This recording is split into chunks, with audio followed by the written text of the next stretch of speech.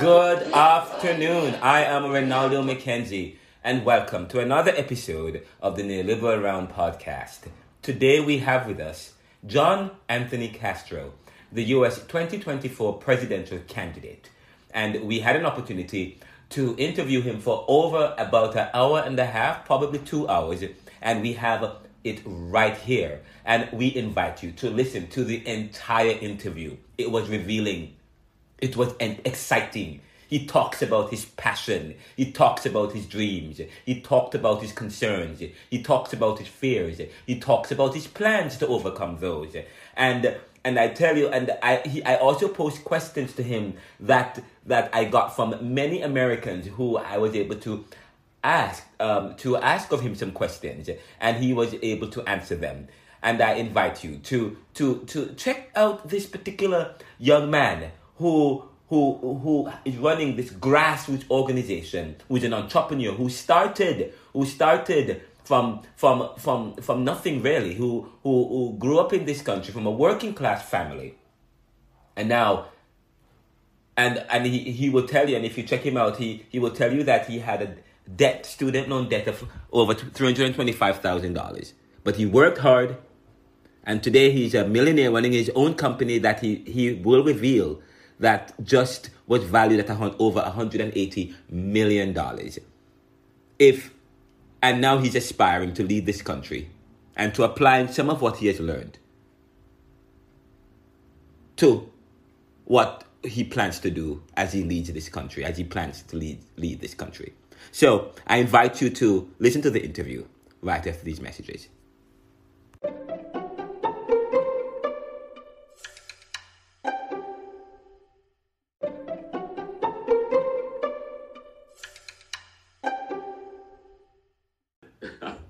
Yeah, good to have you too. Yes, it's great to have you. Let me begin officially. Good morning. I'm Renaldo McKenzie, and welcome to another episode of the Neoliberal Round podcast.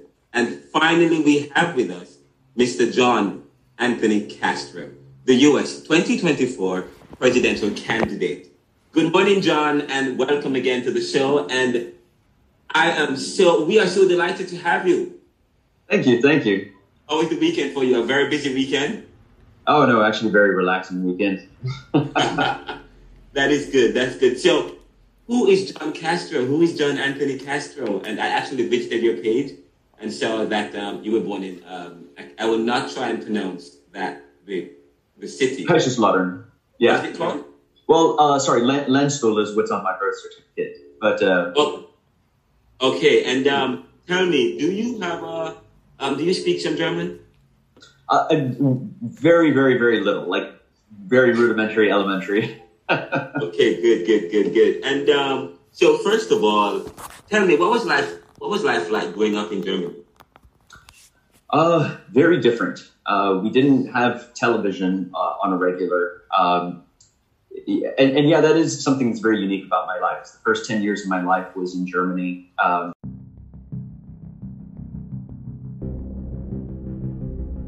Home in Mississippi that would record television shows like Simpsons and Living Color and stuff like that, Saturday Night Live, and then she would put it all in a VHS cassette and then mail it to us in Germany, and then we would watch the same episodes like 1,000 times. But wow. it was mostly playing outside at the playground, and that's actually where I learned German. Yes. I didn't find out until much later in my life from my mother and my father that I apparently spoke fluent German when I was a child. And they said, you just picked it up on the playground, just playing with all the other German kids. And so Yeah, it was pretty interesting. But I was there because my father was stationed in the military, and so first 10 years of my life was out there in Germany. Yes. Okay, that's nice. And so the first 10 years of your life, and so you went to school in Germany, and any problems in adjusting when you? No. I mean, when I came back, yes. Yes. The customs were a little bit different. Everybody over there, at least in the town that we were in, they were very, very, very warm, very friendly. So we would always hug each other, give each other a kiss on the cheek whenever we saw each other. And I remember I got in trouble in elementary school when I came back, and I did that. And they were just wow. "Oh yeah, you don't do that here." Yes. So that was pretty funny. I had to kind of adjust that. Because I mean, in Europe, it's just everybody's a little bit more warm. But it didn't take too long though. And I saw that you worked at Pizza Hut. I did some research, and I wanted to know more about you. So I did some research, and I saw that you worked at Pizza Hut for 2 years. Yeah. While you were in high school, and let me tell you, I have been talking about the interview with you with many different people, and there was a Stop the Violence march here in Philadelphia weekend, and I got an opportunity to meet several hundred people, interview them, and many of the young people had questions for you.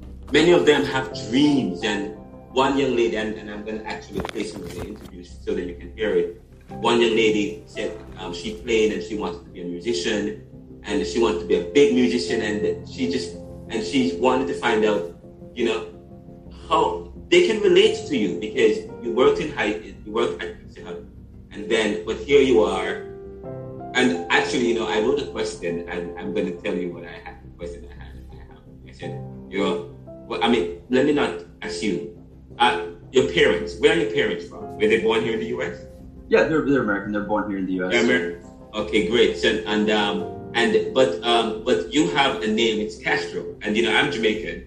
I'm from Jamaica, and many people relate to we are familiar. So when people hear Castro, what comes to mind, and what do you have to people about that? I'm sorry. What was the last question? Yeah, the name Castro evokes a lot of name. Do you have to explain to people sometimes? Yeah. I mean, it's funny because of course that's come up my whole life. I heard it a lot growing up as a child, and so naturally when you hear people make that direct reference to another person so many times, you're going to be curious, like, who is this person that shares my name?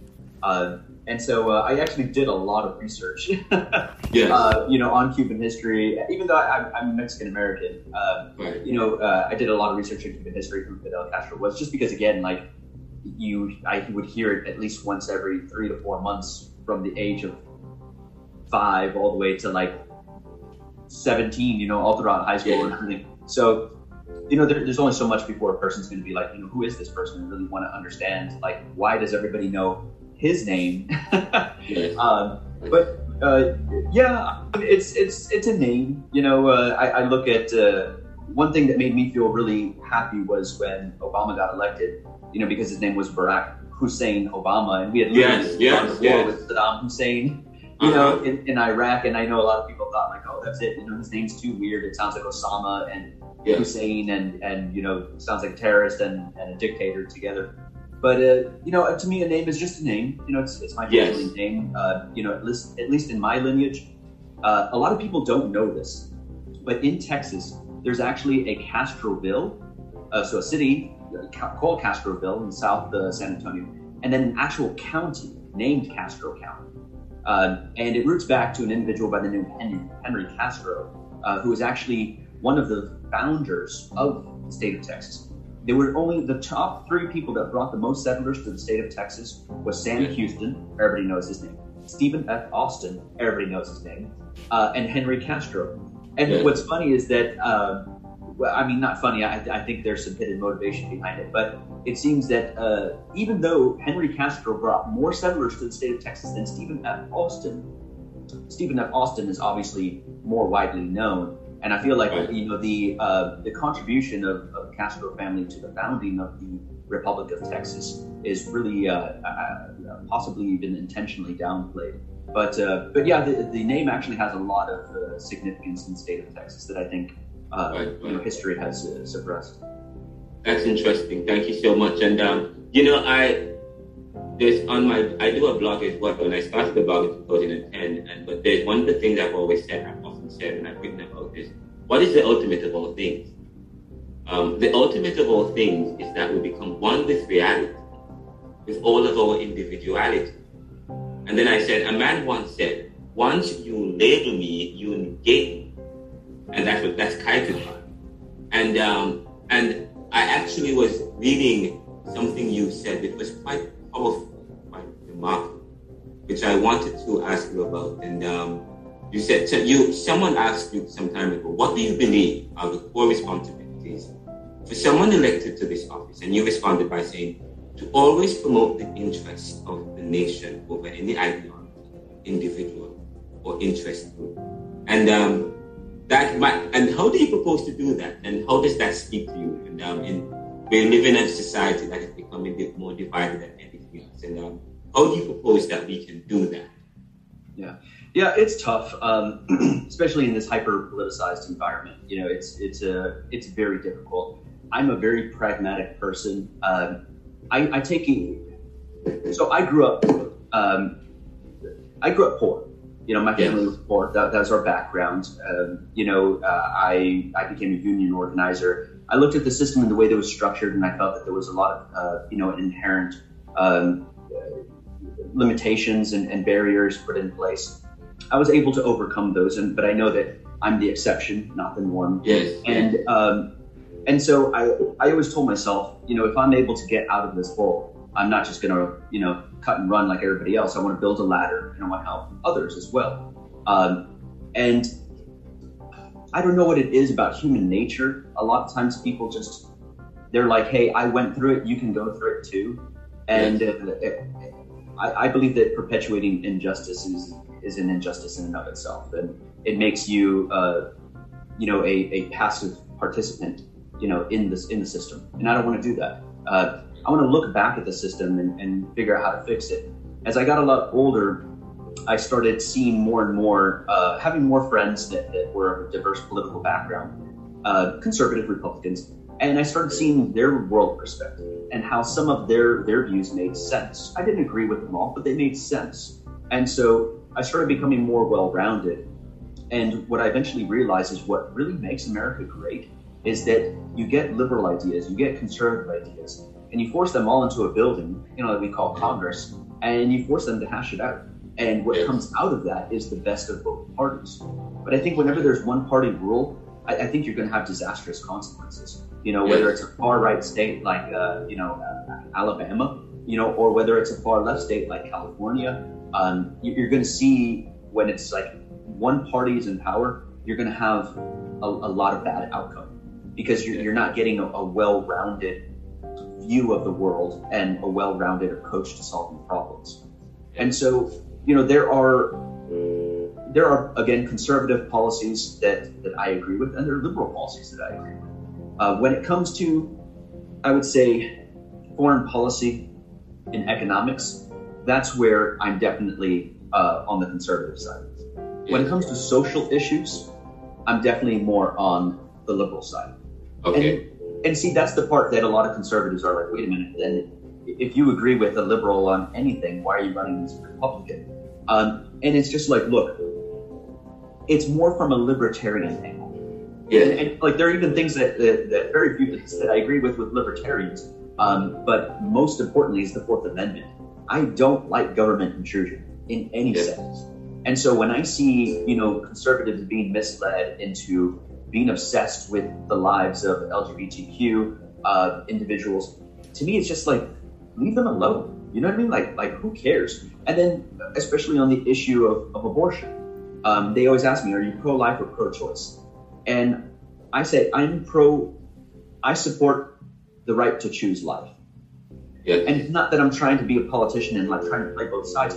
What I'm trying to say here is that it has to do again with personal liberty, individual liberty, individual responsibility. You make those choices, and even me as having grown up with a really strong Christian background, to me, it's like, hey, we're not a theocracy. You know, I don't want to impose my beliefs on other people. I think it's incumbent upon Christians to go out there and win the hearts and minds of people, get them to choose life. Don't try to do it through government mandate. You know, that's not what Christendom or you know is supposed to be about. You know, so you know it's things like that. You know, I take a very pragmatic approach to everything. I approach each issue just based on the facts and the data. You know, and whatever works is going to work. And it's funny because, you know, even though I get labeled a rhino as a result of that, you know, rhino being Republican in name only, a lot of people don't seem to realize that's exactly what Reagan was. Reagan, in a lot of my beliefs, except for economics, because I think he was horrible with economics, but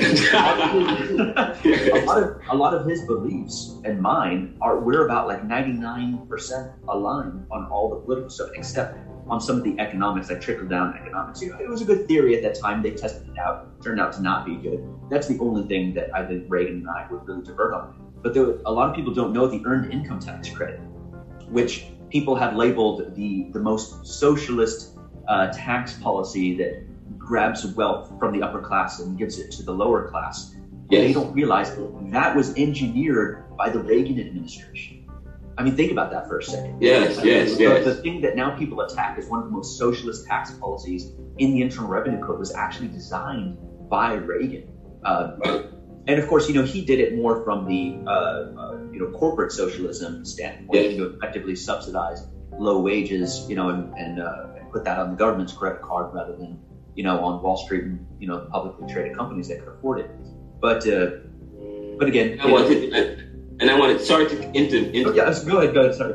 I think I was, some time ago, I was reading an article in the Atlantic from David French, who said that, you know, the Republican Party is changing. It's no longer that party of individualism and free speech and so on and so forth with some of the bills that's going on. And one of the things I've said is based on the context of the situations of the day and based on your ability to exact and to extend power, so on and so forth. But here you are saying that, and you're speaking to the issue. You believe that the earned income credit is something that Reagan is a social policy that somebody like Reagan would have promoted, and it's not necessarily so. So although you are Republican, you also promote certain ideals, and you said something about being poor, your experience of being poor, and does that affect some of your policies, some of your ideas? You seem very interdisciplinary, because I was looking and I said to myself, you said on your website, you said you were born into a working class family, which is very that you are trying to connect with individuals as a way to promote other initiatives. But you said, I want to own in on the issue of you were born into a working class family, and you said you were poor, and I was going to ask you a question earlier, and to get a chance to ask you the question, I said, here you are, Mexican American. After college, you had $325,000 in debt.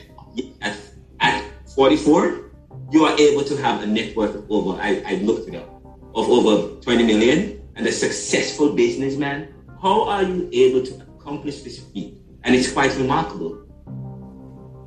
Yeah, it's a lot of that. I used to downplay it out of modesty and say that, you know, I've been lucky a lot. I still do think that I was lucky. I think there were a lot of times growing up, I could have ended up arrested. I could have ended up in jail. You know, just that's I guess the side effect of growing up in you know, the poor neighborhoods. So I would clarify that we were born into a poor family.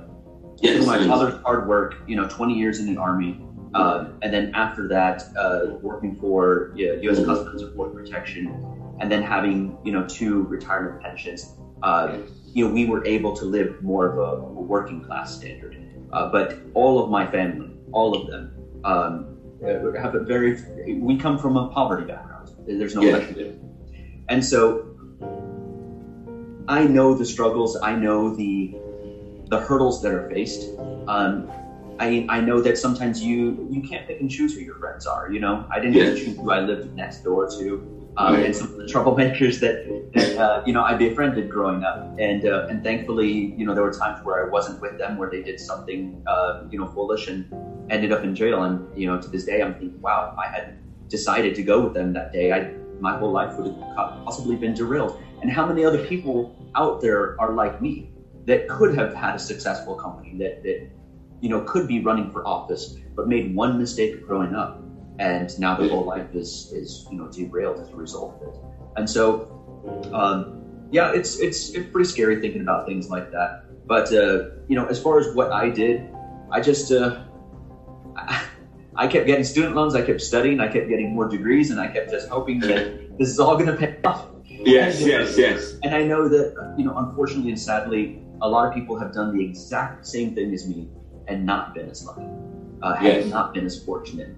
And that's the reason that I'm not quick to say, like most people would, like, oh, well, I did it, you can do it too. I feel like that's a myth that the system creates, to basically use somebody like me as a poster boy to say that, oh, look, he did it through hard work and he was able to pay off all his $5,000 student loans in 4 years.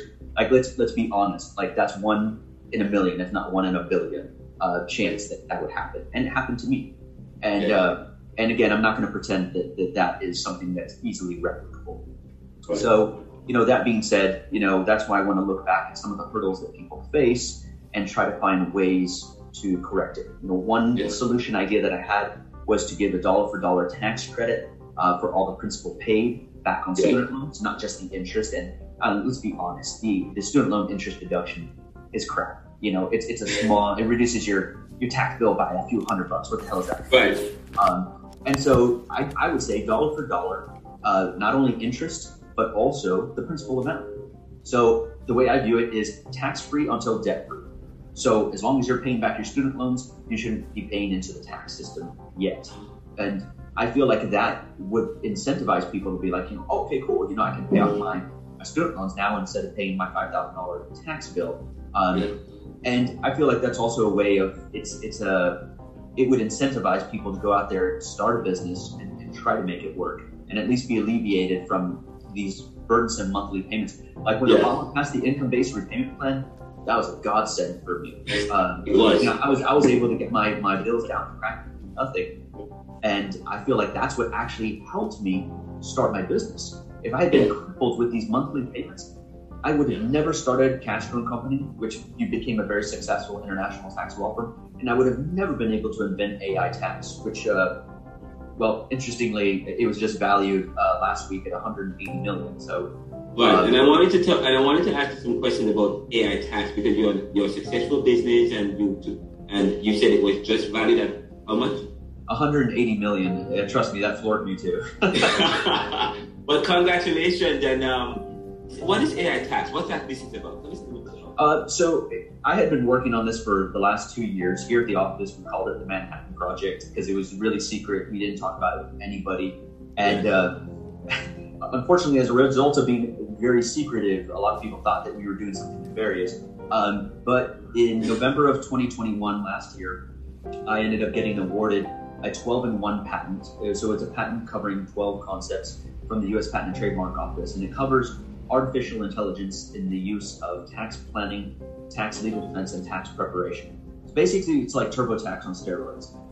It's going to help you through every aspect of your tax return. If you have questions about, do I qualify for this deduction? It'll actually thoroughly vet you for any particular legal position. If you have a question about, like right now when you do your tax, for example, it says, list your dependents. But what if you have a question like, I took care of my niece or my nephew for a few months, how to claim that person, unfortunately right now you're at the mercy of Google, right? You have to do a bunch of Google searches and you're there for like 2 hours and then you're stressing whether it's right or not, because you'll find 10 different answers to the same question online. Our software will actually guide you through a Q&A process that gives you a legal conclusion as to whether you can claim that person.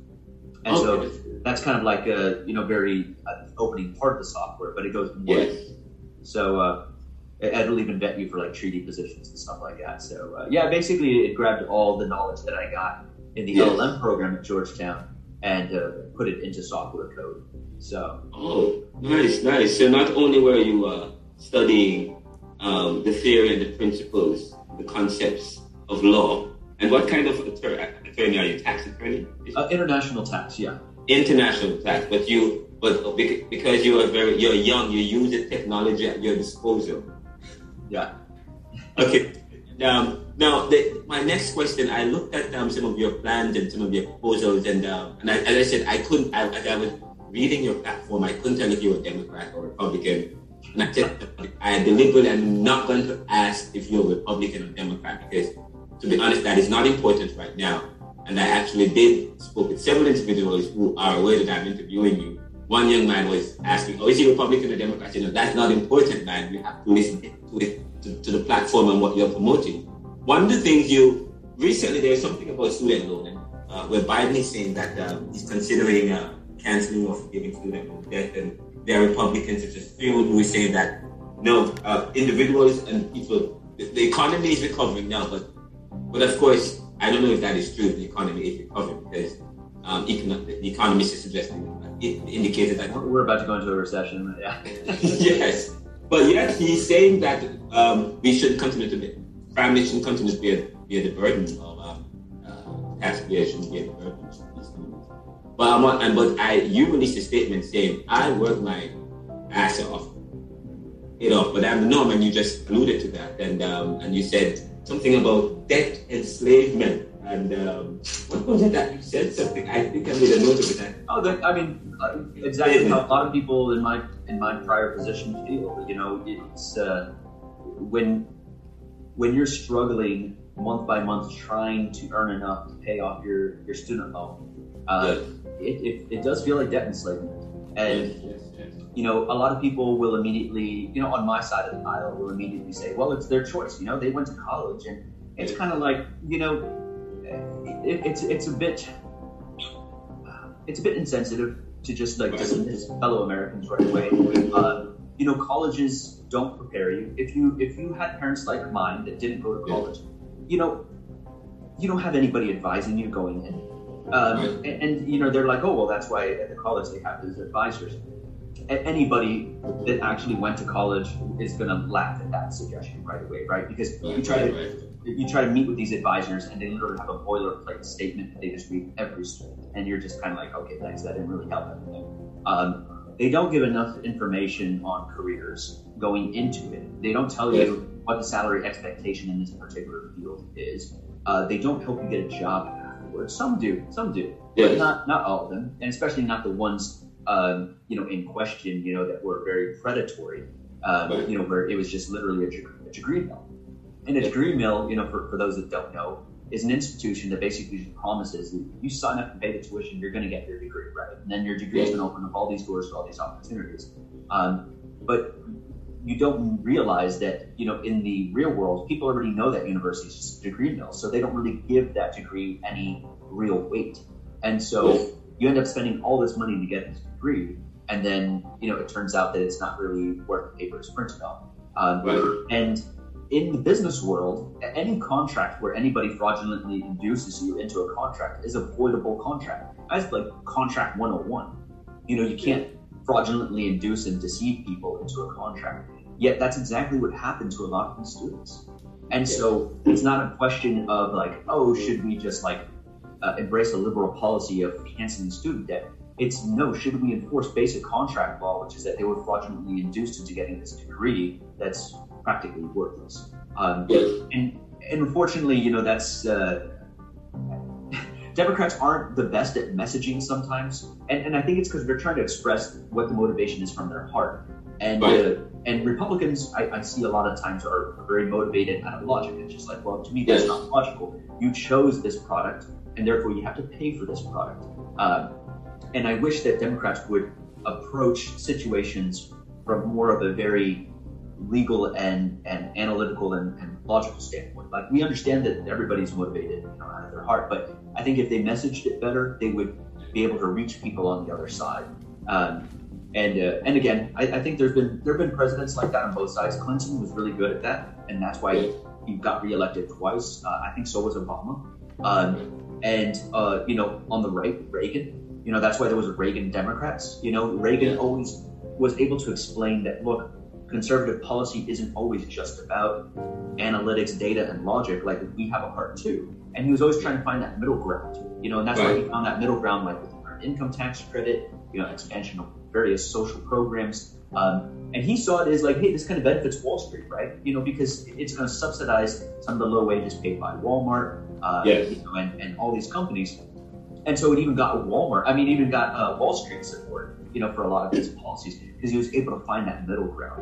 And I really think that, that's what this country is missing again, is somebody that can be that voice of bipartisanship to try to bring both sides together and actually get things done. Because if not, we're always going to be in this stalemate if we keep electing these extreme ideologues. At the end of the day, everything, of course, is going to have a little bit of a conservative twist.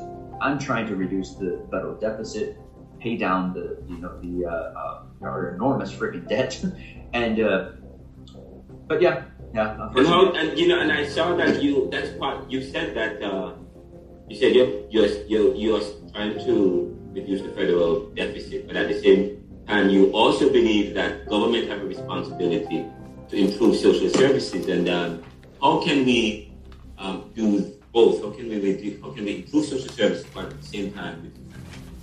Yeah, and I'm glad you asked that. I'm really glad you asked that, because when people saw my firm taking off, it started turning heads. They were wondering, how is this? Because I graduated in 2013, and within 3-4 years, my firm was netting over $1 million a year, and that turned heads real fast, real fast. Within a few years, I was interviewing people from Georgetown. I had just graduated a few years prior, and it's very. I was able to do this because I fully leveraged technology. At the end of the day, that's all it was. I digitized marketing, whereas everybody before, international tax attorneys would fly to countries, put on these presentations at the Ritz-Carlton or the Hilton, and have all this overhead. And to me, I always was trying to find a way how to do things on the lean, how to do things more efficiently, more effectively. And I was able to spend less and generate more. And that was not the prevailing wisdom at the time. The prevailing wisdom at the time was you have to spend more to make more. And I completely flipped that around. And I was able to keep overhead and my margins so high that I got a lot of offers from big firms like Baker McKenzie, Baker Hostetler, Holland Knight. They wanted to onboard me as a partner, try to find out, what are you doing and how are you doing it? And of course, when they couldn't figure it out, they were just like, oh, yes, you're doing something nefarious. It's just like Google ads. It's called Facebook ads. But I brought it up one time at a conference by this attorney who I knew was kind of following me, kind of curious as to how my firm was growing so fast. And he asked me how I spend my marketing money. And I said, well, a good chunk of it is actually on Facebook. And his response, never going to forget his response. He was like, the place where my kids hang out? And I was just like, you know what? It's that attitude of not generating any revenue. And it's because what a lot of people didn't know, and what was unfortunately weaponized by Trump in 2016, was the power of what's called micro-targeting on social media. I don't want to get too far off track, but it was those types of techniques of keeping overhead down, but still maximizing by focusing on efficiency. And I realized you can bring this to the federal government. You can bring this to social programs. One of the things that the AI Tax Corporation that we're about to go public with is going to do is we want to do what Elon Musk did for NASA. We want to do for the U.S. Department of Treasury. We actually want to come into the U.S. Department of Treasury, start digitizing a lot of the offices, in particular the Internal Revenue Service. We wanted to be able to digitize collections, client correspondence. There's a lot of aspects that can be digitized. And the fact that I was able to build a company that has now, has value of $180 million is proof that I know what I'm doing. I know how to actually get this done. And the same can be done with social programs. It can.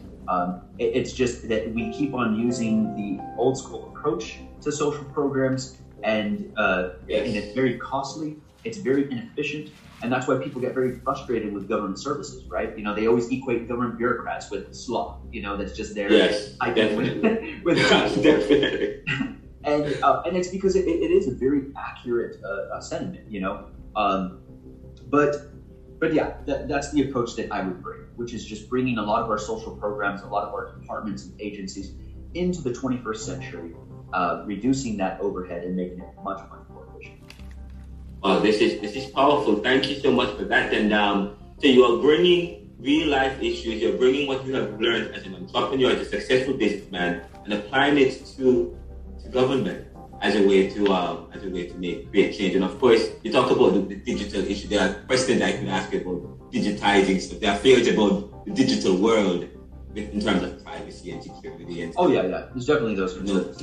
And I know former President Obama is right now talking about looking at how we can regulate communication and information. And I have oftentimes said that social media is one of the greatest victories for movements and people. Because what it does, it decentralizes information or control, and communication is to make popular, but with the monopoly. So in one end, we want to regulate information, but at the other end, we have to be careful because regulating information, there are various suspicions around regulation. Because there are those who say, what do you think about, what is your position on regulation? Yeah, I mean, we have to be careful, and that's something that we are very cognizant of as well. There's a code provision, 6103 of the Internal Revenue Code, which mandates taxpayer privacy, and yeah, it's very difficult. One thing that I think that we really need is we have Air Force, we have Army, we have Marines, now we have Space Force. I think we need a digital force. And I think it needs to be its own branch of government, and unfortunately, instead what we've done is we've created these sub-agencies or sub-departments within each agency, right? So the CIA has their digital command, NSA, NRO, they all have their digital command. So does the Army, Air Force, Navy. But the problem is that it's such a new... It's like a platform for potential warfare now, right? Like they even talk about cyber warfare. And so it's kind of like, the Air Force is in charge of the air, Navy's in charge of the water, Army's in charge of the land. And but we do need a cyber force, and it needs to be in charge of the digital space. And that way you get all these sub-departments from all these various agencies, whether it's CIA, DIA, even DEA, all of them. The DEA has a really good cyber force. Put them all together, and now you've got the best and brightest minds all finally under one roof working together, and that's what's very difficult to accomplish. It's the same reason why they realized that even space was becoming its own, almost like battlefield, right? And that's why they had to bifurcate now, the air from zero gravity space, and that's why we decided to spin off and create the Space Force, which I think was actually a really smart move. But I think the real one that's current now and present is the digital space, and unfortunately that one is very fractured. And I think I published an article some time ago talking about the next threat to the world, the next war is on the digital front, and because look what's happening with Russia and with China and so on, and the issue of privacy, information, and I talked about the information sharing between countries, and the wars between countries can escalate even further privacy issues. So I think privacy issues are a major issue, and I think there's not much policy around security or privacy. Personally speaking, I've had tremendous issues with digital security and privacy and data leaks. So that is something I believe that I guess as people as leaders, we need to start exploring because you have access to the digital, again, that can create conflicts for society. Oh yeah, and just so I'm really clear, one thing I agree with. Well, I don't even say agree with the libertarians because I haven't heard them say this. So it has to do with the Fourth Amendment. When the 14th Amendment was passed, for example, in the 1860s, it didn't really have any teeth to it until almost 50 years later, when they decided, almost 100 years ago, they decided to expand the 14th Amendment to private actors. Before, it was only seen as applying to the government, kind of like freedom of speech, right? Like Congress shall pass no law abridging, the freedom of speech. I can't remember the precise wording, but you get the point. It limits government involvement, not private involvement, right? So that's why, when big tech companies engage in censorship, it doesn't violate the First Amendment. But one of the things that I have advocated for is we need to extend the Fourth Amendment to private companies, because unfortunately, this loophole has been exploited by our own intelligence community. And what they've done is they've effectively subcontracted a lot of digital espionage to private companies that then when they violate the Fourth Amendment, they're like, oh, well, that was them. It wasn't us. They're private contractors. And I think that's very unfortunate, and it needs to be reined in. And that makes me no friend of the intelligence community. But I need to call it as I see it. And it's a problem. It's being grossly abused. And I could go on a long time on that one. But of course, another one where a lot of people get sensitive is the First Amendment. I don't pick and choose, which amendments I like. And I do think that the First Amendment, it's about time that it extends to private companies as well. Yes. If they are deemed to be engaged in providing a public domain and a public forum, I believe that it should. Now, of course, then that sounds like I'm defending Trump, the fact that he was banned from a lot of these programs. Unfortunately, he would benefit from something like this. Again, I never think about the current situation. I think, what if the tables are reversed? And you always have to think things that way. And again, that's where our founding fathers were always focused on is, what happens if, the other side gets this, or, so you get the point. But yeah, I really think that the Fourth Amendment should be extended to private actors, and that would include a lot of these data companies. So if they violate your privacy rights, you would have grounds to then sue them in federal court. This is quite interesting. I have a tremendous amount of questions to ask you about, some real questions. People are asking about issues of subscription. The fact that companies are now requiring subscriptions. People don't purchase products anymore and pay a one-time fee. Now you rent. And people talk about how that creates more profit in a sense, because now you have to shell out more money, so that affects incomes over time. And then of course there are people doing research that looks at the correlation between what customers in society are now requiring to pay, because now you're not paying a one-time fee, now you're paying fees, a subscription. And I wanted to find out what are the views of our political leaders, since those are some of the questions people were asking about. Many things are now subscription-based, that's now creating more poverty. And in a sense, that creates strategy that provides more wealth for some people, but it creates more income disparities and more lack of people in society. I thought about the issue of subscription and fee for service and how that is changed the way in which how we look at customers and how we pay for products and stuff. How is that changing in society, and how that creates problems for consumers? Yeah, absolutely. Unfortunately, I feel a lot of that was initially motivated by tax policy. Because if you sell a CD-ROM at Best Buy for Microsoft Word, now that's US-based income. But if you sub-license the technology out to the Netherlands, and then that Dutch holding company sub-licenses a subscription fee out, so like a temporary license, then Dutch sourced income, even though it's a US customer. And so that was it was actually tax policy that drove that new design. But then companies started realizing they were making more money off of it, right? And now it's not just $100, quick $100. It's less. It's only $15 a month, but it's $15 a month for life. So now you've got a customer for life, pretty much. Unfortunately, this is one of the byproducts of free market capitalism, and I think that somebody needs to step in and provide an alternative. But how do you do that if the government's not enforcing antitrust legislation? So antitrust legislation, for those that don't know, I can go into a long history of why they would use the word trust, but it's basically monopolies, right? Monopolies are illegal because you're using your power to effectively and unlawfully neutralize competition. And so it's anti-capitalism when you think about it. It doesn't create competition, because the idea of capitalism is that competition allows the best to prevail, right? So if you put a bunch of burger joints, in a mall, 12 months later, most of them will go bankrupt and go under, right? Because the one who makes the best meals and has the best customer service is going to be the one that prevails. And that's the theory behind capitalism. Monopolies, on the other hand, is the one restaurant sabotaging all the others so that they go under. And that way you're forced to buy their product regardless of whether it's good customer service or not. Think of AT&T in the 80s and 90s.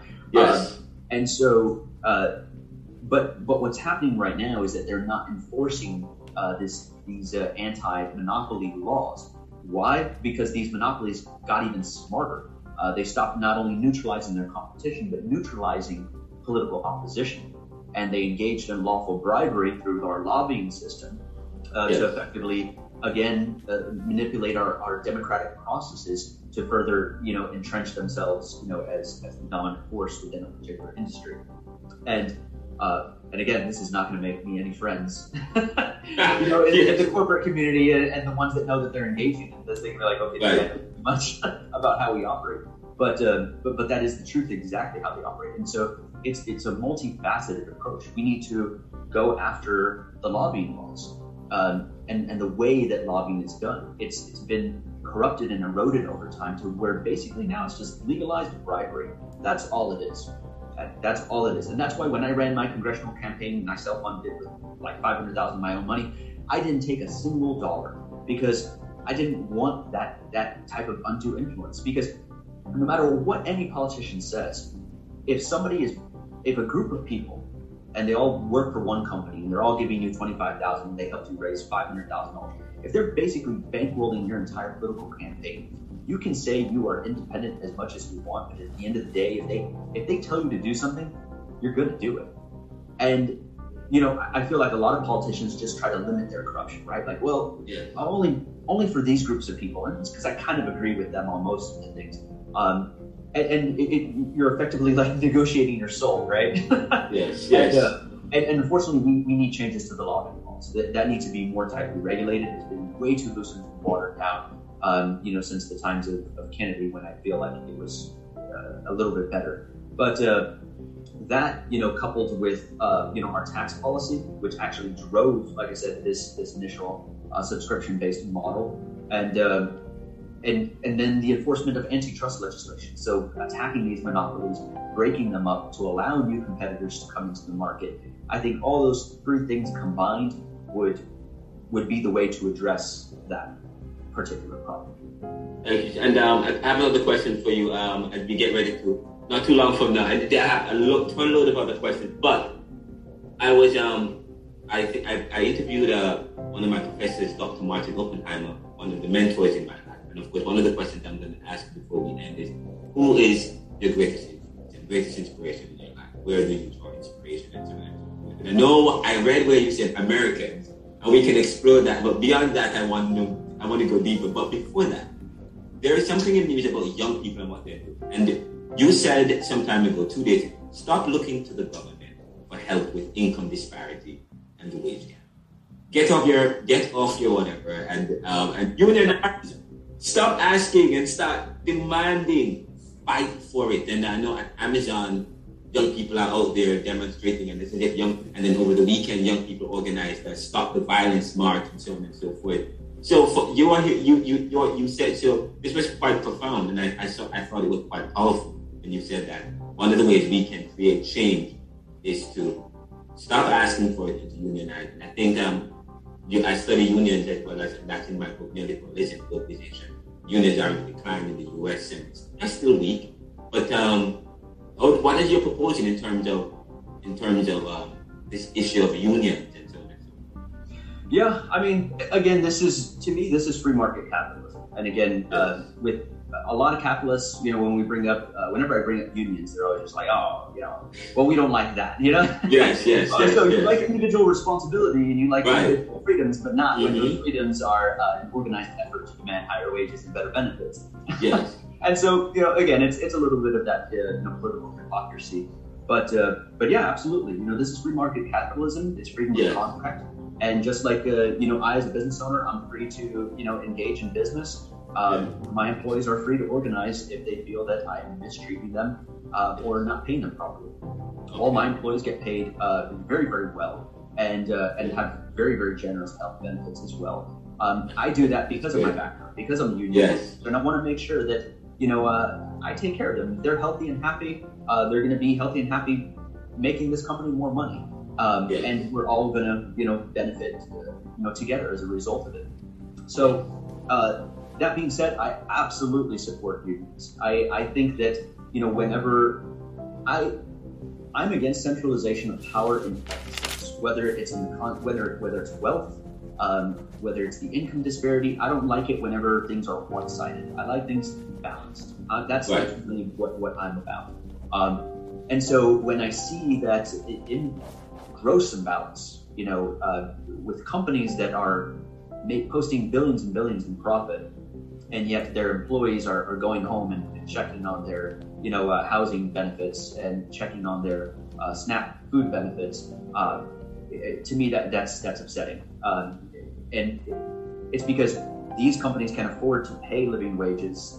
Yet they have economists, and their financial office that actually take this into account. Well, if we pay them at this level, they'll be eligible for these benefits, and so their salary is actually up here.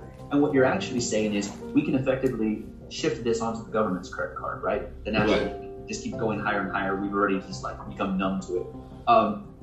And I disagree with that. I disagree with that wholly. I think this burden needs to go where it belongs, which is you have a duty, you have a responsibility toward your talent, towards your team, towards your employees.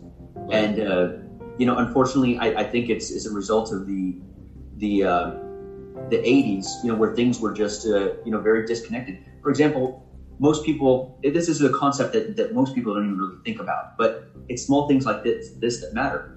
What do we call the department that's in charge of managing all of the talent and all of your team members? We call it human resources. Right. Think about that term for a second.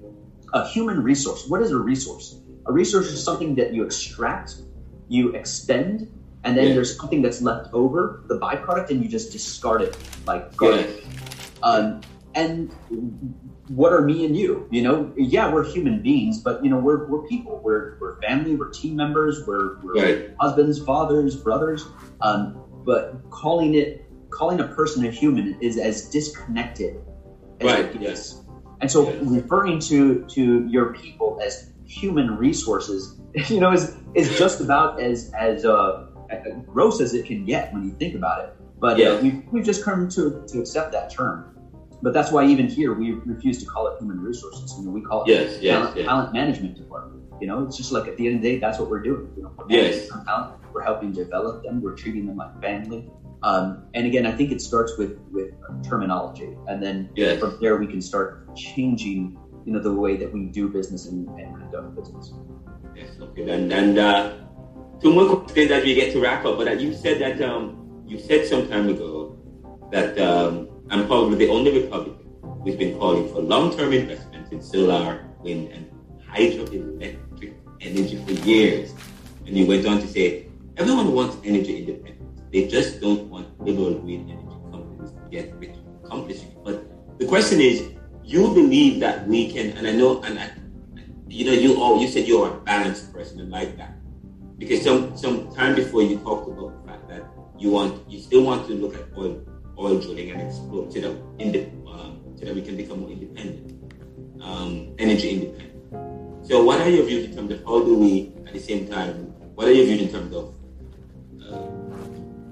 views on the planet and the ozone layer and the position and at the same time developing energy independence while exploring solar energy and so on and many, this is some of these things are new concepts, and you're a young American, so in a way, you get an opportunity to lead the charge and to educate people some more about that. And so I would like to hear your position on this.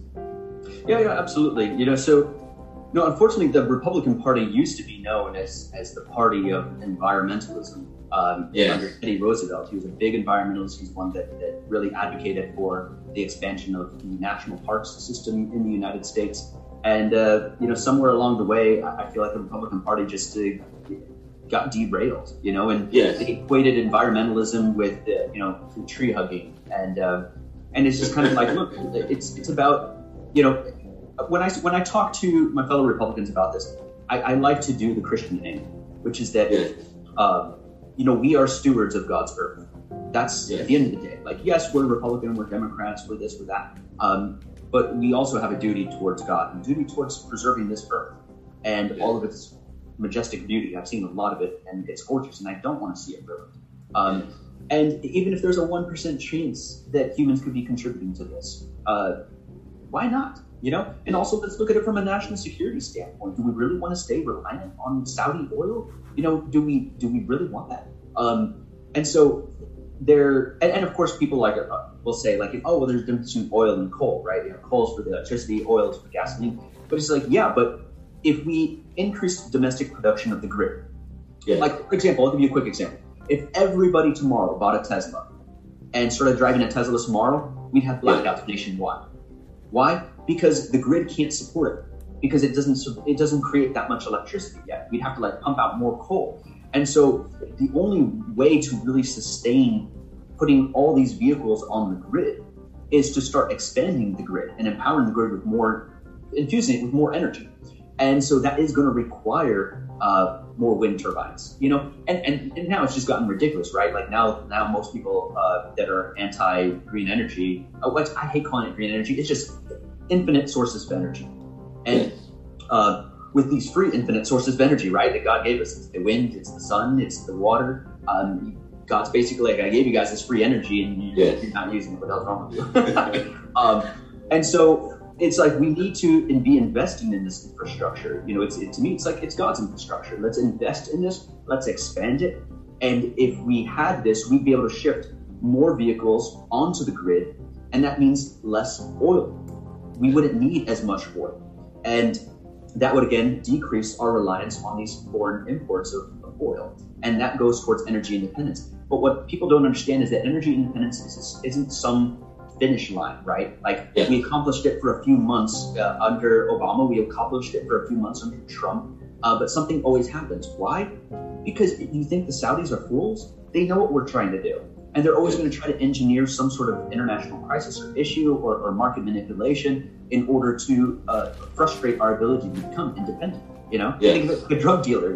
If you see the person trying to go clean, you're going to try to find a way to make them, reliant on your product, just like the subscription service. They see that, there might be new market entrants that are going to offer flat fees again. They'll do everything in their monopolistic power to frustrate that and to derail those plans. So that being said, energy independence is something that is not just a one-time accomplishment. It's something that we need to accomplish and then sustain, because there are going to be market participants out there, i.e. Saudi Arabia.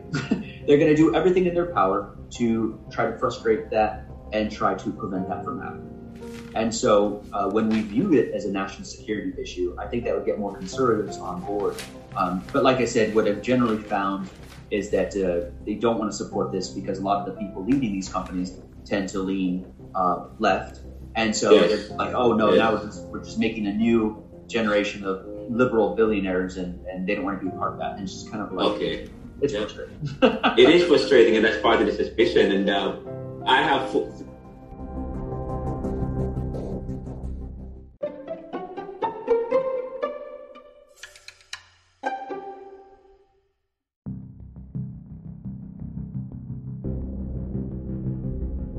That was the first hour of the interview with John Anthony Castro.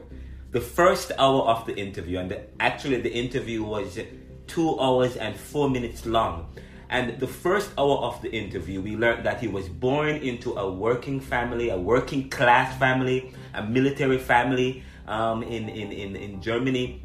He spent the first few years of his formative life in Germany, and he came back to the U.S. And we learned that one of the things that was most powerful that we learned about, it was quite powerful interview, quite powerful. We learned something that was very important, that as on the issue of student loan, which is a major issue in America right now, which is something that is being considered. And we learned that student loan, he said that student loan interest deduction is crap. According to John Anthony Castro, he says that student loan interest deduction is crap. As long as you're paying student loan, you shouldn't pay taxes. As long as you're paying student loan, you shouldn't pay back taxes. The second thing we learned about Mr. John Castro, we learned that here is a gentleman that was born, and he's only 38 years old, and he was born into a working class family. And we learned that when he was finished with college, he had over $325,000 in debt. Yet today he is valued at $20 million, and his company AI Tax, which is an artificial intelligence company in terms of tax planning, is valued at $180 million. And he's hoping to take what he's learned, take it into politics as well. One of the things that he talked about, he shared some concerns about Democrats and Republicans. He said that the problem with our politicians today is some of the problems is messaging. He said oftentimes Democrats speak from the heart, or is associated with the heart, but not logic. They're not logical, or they're not legal. However, the Republicans now in one sense, he says, they seem to be too legal and too logical, but without the heart. So what he talks about, according to John Castro said he talks about striking a balance between logic and heart, between legalism and the heart. He talks about that, and he says, what's wrong with America today? He talks about extremism and the importance for diversity, the importance for balance, the importance to come together. He talks about striking a balance and the middle ground. And he said, that's what's missing. And that's what's missing in our politics. That's what's missing in our economy. He says, what we need is for someone to be able to bring everyone together. He also went on to say that I asked him, how do you plan to improve services while being fiscally responsible? Because on his website, he talks about improving services while being fiscally responsible, and that is not easy. And he says we have to fully leverage technology, and that is what he did with his company. And he said we have to spend less and generate more. And as a young man, and that's a beautiful thing about young people, the issue about technology and their ability to utilize technology. We'll be right back after these messages. Welcome back to the Neoliberal Round podcast. We have John Anthony Castro with us, and we will join the interview that ended just about over an hour ago. And we were just summarizing the first half of the interview. And let's continue with this summary as we go into the second half. He also talked about he talks about the need for taxpayer privacy, and he talks about the importance for a digital force as it relates to information privacy and security. Just as though you have a military and you have various forces in countries that protecting us, we also need a digital force. And he talked about the fact that the Fourth Amendment needs to be extended to private companies, especially private technology companies, so we can sue them in court if they violate our privacy and security, which was quite profound. He also talked about the fact that why he believes that Trump should not be banned from social media, which I have oftentimes said, people have the beautiful thing about social media. If you don't want to see something, you don't have to see it. You can block it. If you don't want, that's the beauty about social media. If you don't want to see a particular tweet or post, you have tremendous amount of control. But he talks about that, and he also talked about the issue of subscriptions and how subscriptions. I posed to him how requiring customers now to have subscriptions account instead of a one-time purchase, how that is changing the dynamics between customers and suppliers, and how it creates more social issues in society. We talked about the need for enforcing antitrust laws. We already have laws in the books, but he talks about the enforcement of anti-monopoly laws. He also talked about, he mentioned the fact that he talked about the centralization of power and the importance, and he said that unions provide a balance provide a balance and helps to limit power and the centralization and abuse of power. Okay, and because for him, he says it's very important. Okay, he's against the centralization of power, and he's for balance. And one of the things that he says that is unions and organizations like these help to provide that balance, helps to limit that kind of centralization and the abuse of power. He talks about the issue of language and the importance of the human, and seeing the human not as resource, but as talent. Resource, but as talent. He said resources you can discard, but talent, you treat talent as family. He talks about that. He talks about the need for having energy independence. And it was quite interesting as I talked to him about energy independence and oil drilling, because in one end, he is for oil drilling and so on and so forth. But at one spectrum, he's also for the need for exploring solar energy and hydroelectricity. In fact, according to Mr. Castro, he said that the GOP used to be known as the party of environmentalism.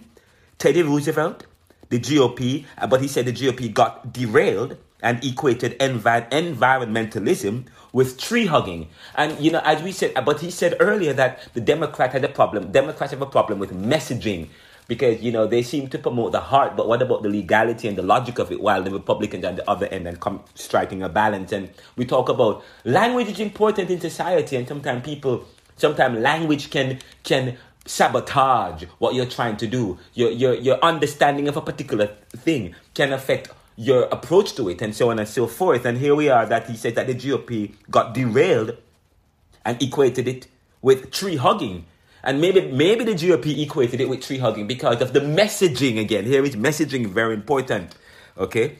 But according to him, he said we care, we have to be stewards of God's earth. And he says we have to be wise and smart. There has to be a wise and smart way of transitioning from coal and oil to solar energy, while still serving as stewards. He says we have to invest in the superstructure, and the more we grow the grid, because the superstructure helps to expand the grid and grow the grid, and the more we grow the grid, the more we can do without oil. And he said it's a process. And that is why I'm talking about young people. Young people are at a particular level in terms of their understanding of technology and so on, and information and so on and so forth.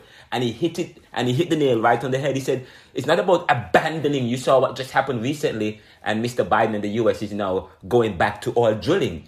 Okay? He said it's a process. Energy independence is not a one-time issue. So that's the summary of the first hour. Now we're about to get into the second half of the interview, and we're going to continue from where we left off. Here is the interview, the second hour, with John Anthony Castro.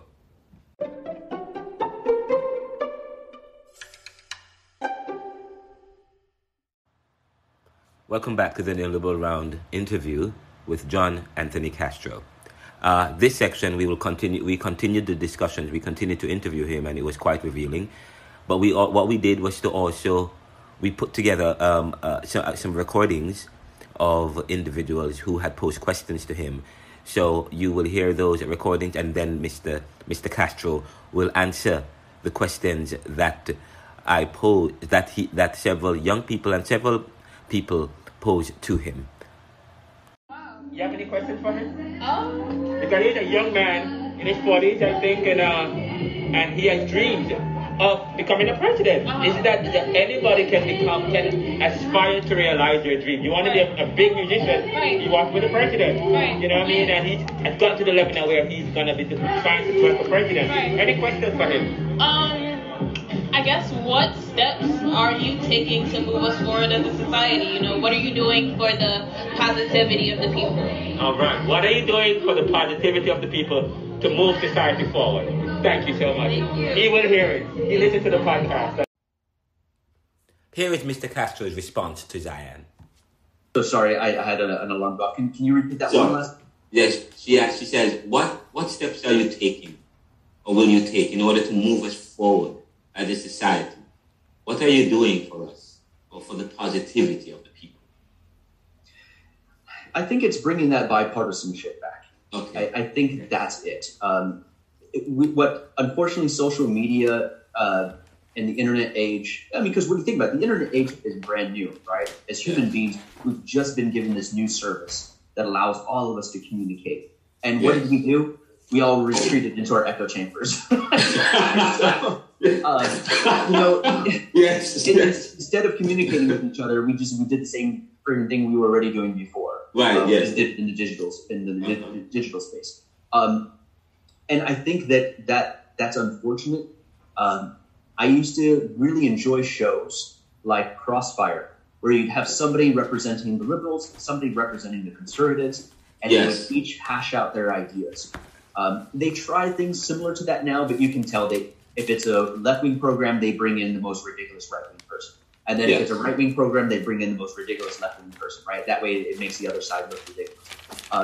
But I'm talking about bringing in intellectuals on both sides and having these public forums and these very respectable public debates. Yes. And that way people get educated. People understand where, okay, now I see where the Republicans are coming from on this issue. I still disagree with them, but at least I know that they're not totally ridiculous or they're not motivated out of, something evil. I truly believe that everybody is motivated out of love for this country.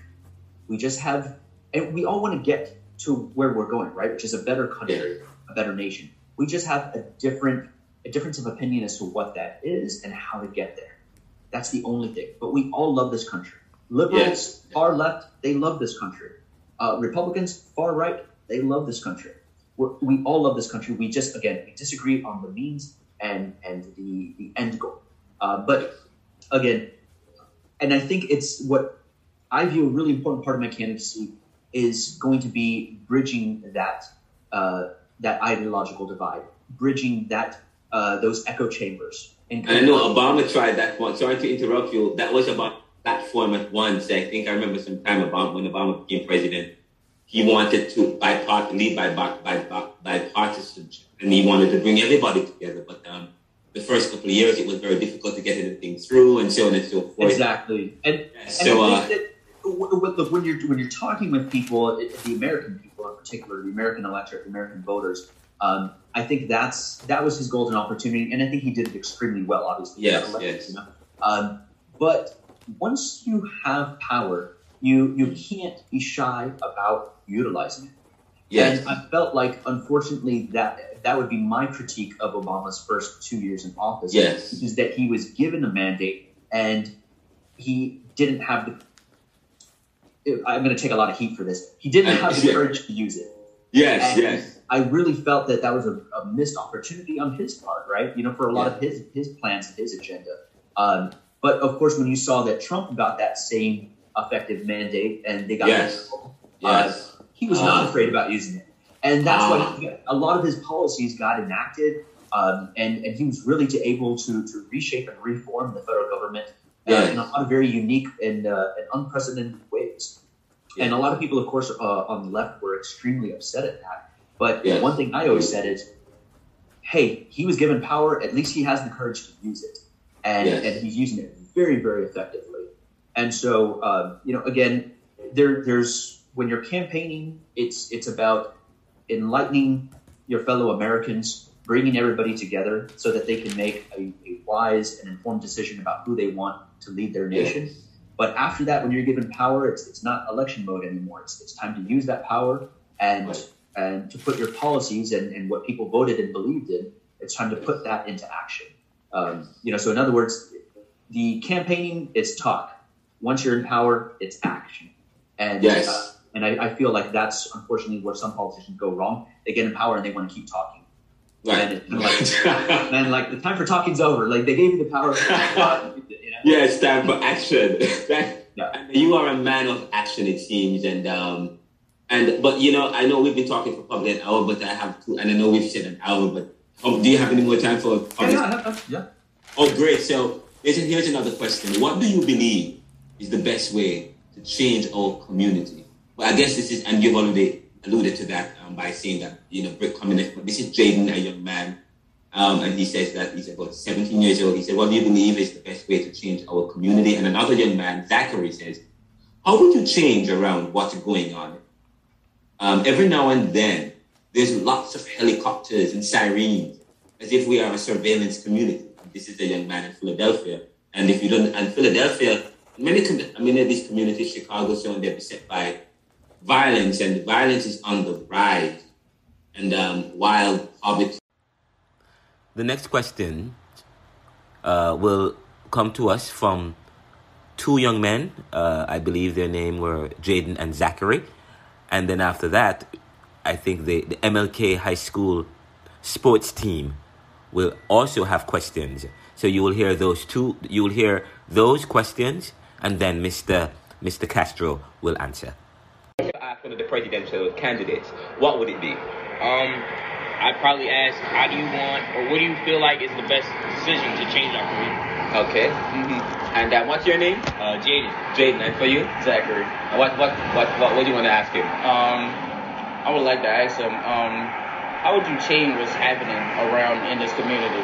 Because every now and then you hear sirens just going up and down the street. Yes. Helicopters and everything. All right. Thank you so much. And that's the young people talking, and you guys have been on the John Anthony Castro.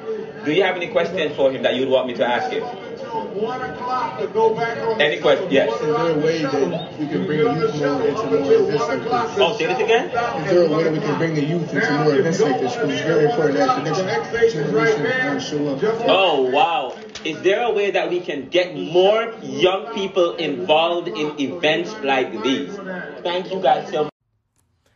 And listen to Mr. Castro's response.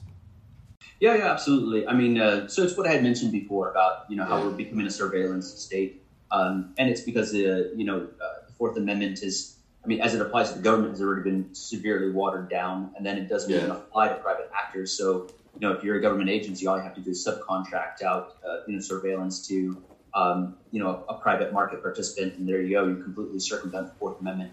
But yes, it's unfortunate that we have to balance the need to effectively police communities and keep, families safe, but, also, in other words, we need to think of new ways of policing. Yeah. And, unfortunately, I can see the police department's efforts here. It's just like, hey, look, we're trying to keep families safe, right? I grew up in the hood. Yes, I know what that's like, just before I go into this, let me just give a little bit of background on that, just so that people can know that I can relate. When people say, "Oh, what was it like for you growing up?" Growing up for me was Saturday night playing basketball in the street with my friends, and then having to hit the floor because an AK-47 started sounding off down the street. Yeah. There was a crack house down at the end of my street in Laredo, Texas, on Elm Street. People want to look it up if they don't believe me. My aunt lived at 818 East Elm Street, Laredo, Texas. That's where I lived. And right down the street was an apartment complex. And there were 3 times where there were drive-by shootings. So that was my childhood. My childhood was calling the police with active gunfire going off. And then the police showing up 35 minutes later. 35 minutes later. Yeah. Yet now that I live in a very affluent neighborhood, I call the police about, I can see a suspicious animal and there'll be a police, there'll be like 2 police vehicles outside my front door within 3 to 4 minutes tops, so like 160 seconds there at my front door. So I know what it's like. And the difference is I grew up a little bit upset with police officers because how I felt that they discriminated in their ability to provide effective policing to poor areas. Yes. But then in the 90s, as I got older, I started seeing how there was over-policing. Right. And so then the police departments were just like, oh, well, these poor people are never happy, right? We under-police, they complain. We over-police, they complain. Well, again, it's like what I said before. I'm all about balance, moderation, And unfortunately, we've become an extreme society. We're either extreme, we're not going to give you any policing, or we're going to over-police the hell out of you. And so it's kind of like, again, we have to find that balance. And, I would want to look more into that particular issue of what's going on in Philadelphia. Yes. Bringing it to my attention, because I'd want to see how we can strike that balance. But the fact that there are young people, complaining about it would suggest to me that they've gone to the extreme end now, which is over policing. Or like how in Chicago at one point the police threatened to not provide any policing to the protesters. Yes. Oh, you're protesting against? We're not going to provide. Right. Yes. I understand their frustration. I get it from the police side and from the community side. But again, I think it's because we're failing to find that balance, that moderation. And so, thank you for bringing that to my attention. I'll want to look a lot more into that. But like I said, I think it would likely stem from an overreaction and to over-policing. You talk about balance, and my next question is going to be, what are your greatest fears? But how do we find that balance? And you're aspiring to be one of the leaders of the free world, like you say. And how do we find that balance? And I guess that's probably one of your greatest work if you're to aspire to become president. If you're to become president, how do you find that balance? And what will you do in order to get to that balance? Yeah, I mean, I believe that with the brain and with the wisdom that God gave me, and with all the life circumstances that He put me in, gave me a very well-rounded view of the world. I've been on the far left. I've been out in the streets marching for living wages and unionizing actual workers. I've been out boots on the ground. And now I've been on the other side. I've been a business owner. I've been in charge of employees and payroll, millions in payroll, and having to decide on how to provide health benefits in an affordable way for the business that's sustained. So now I got to see the other side, like, oh wow, this stuff isn't free, somebody has to pay for it, and finding again that balance. And so, unfortunately, I don't think it's something that can necessarily be found by anyone other than somebody that has a very well-rounded experience. And we need to find that with these well-rounded leaders that can look at both sides and find that common ground. It's very hard, but again, it's something that I have found that I have a knack for. I'm able to sit down with Republicans and get them to quickly see both sides. Again, I'm a Republican. I'm conservative. I'm still going to lean towards my party's policy positions, but I'm going to try to find a way to accomplish these goals in a way that's palatable for liberals. So, for example, again, Reagan. What did Reagan want to do? He wanted to support Wall Street. He wanted to see a big economic boom. And so what did he do? He found a way to subsidize wages for these corporations by putting it on government's credit card. How did he do that? The earned income tax credit, right? It's a very novel way. Now we can look at it in retrospect and say, hey, that's corporate socialism, right? That's corporate handouts. Let's try to find a way, like now that we're a healthy economy again, let's try to shift it back to companies. But maybe we're about to enter into a recession, so maybe we should maintain it for a while. But it's that type of seeing both sides and fully understanding it that empowers me with the ability to find that middle ground and to stay away from toxic ideology. Again, I still believe in conservative principles. That's the foundation. That's what drives all my policy decisions. But I'll always do it in a way where we can get at least 70, 75% of the public behind it. And again, that was the artful tactic of Bill Clinton. That was the artful tactic of Ronald Reagan. Yes, there's no question Ronald Reagan was a Republican conservative, right? He's like the hero. But he was still able to reach out to the other side and get people. Right. And Clinton as well. There's no question he was a Democrat. There's no question he was a liberal. But he was able to reach out to the other side and find ways to get them to buy into the positions. And so, again, that's what my candidacy is about. It's probably not the right time, because we're hyper-politicized, but it has to start somewhere. And it's going to start with my candidacy. I'm going to start. And one last question. Yes, and sorry to cut you off right there. One older gentleman said, I'm concerned about my Medicare. Do you have any position on healthcare, or just reach out to the seniors who I spoke with? Many persons, what are your plans for Medicare? So he said, please. And I'm going to pause here because we actually have the gentleman. We have the gentleman who spoke actually on a previous episode of Street Vibe, and we're just going to get an excerpt of the question that he had asked, and we'll include it right here, and we'll get a response. Here is the question regarding that this gentleman posed to Mr. Castro. I'm a Democrat. Okay, all true. Democrat. Okay, and I will be interviewing John Anthony Castro next week, Monday, on my show. Okay, do you have a question for him? He's one of the U.S. presidential candidates. What would you like me to ask him? Well, what would I like to ask him? Well, I just hope that they don't take away the seniors Medicare and Social Security and things like that. Okay? All right. I want them to make sure that seniors get what they and you're a senior and you're very concerned about that. Very concerned about that. Thank you very much, sir, for participating, and I hope you have a great day, man.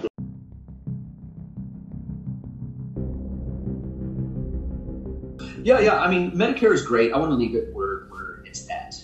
As far as our healthcare system, I wanted to do something that was pretty similar, but a little bit different with a capitalist twist of what the Brits did with the national, the healthcare system. I wanted to create a national healthcare council, but kind of like, and this is where libertarians hate the analogy, but this is the only analogy, unfortunately, I can make. But again, is the Federal Reserve. The Federal Reserve, a lot of people don't know this, it's really a brokered power sharing agreement between the banking establishment and the United States government. Okay. And there's a whole book on it, called The Creature of Jekyll Island. And just for my Creature of Jekyll Island, guys. Yeah. The Creature of Jekyll Island was it was actually a negotiation that took place on an island called Jekyll Island. Which it sounds like Dr. Jekyll and Mr. Hyde. What they did is they created this new system, the Federal Reserve, and their shared power between the CEOs of the major banks and then government bureaucrats. And together they create monetary policy and set banking policy. And unfortunately, as much as libertarians hate this, it was the best we could do at that time, because there was a lot of dangers and a lot of the cons outweigh the pros when you have just a regular U.S. central bank. Right.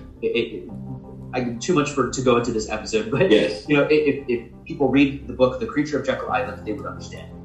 I want to learn from that, but build something similar but better, avoiding those mistakes that we made with the Federal Reserve, and create a national healthcare council. Yeah. And having the National Healthcare Council and putting all those companies together, along with government bureaucrats, what that effectively does is it creates a de facto single-payer system, but it's a privatized single-payer system.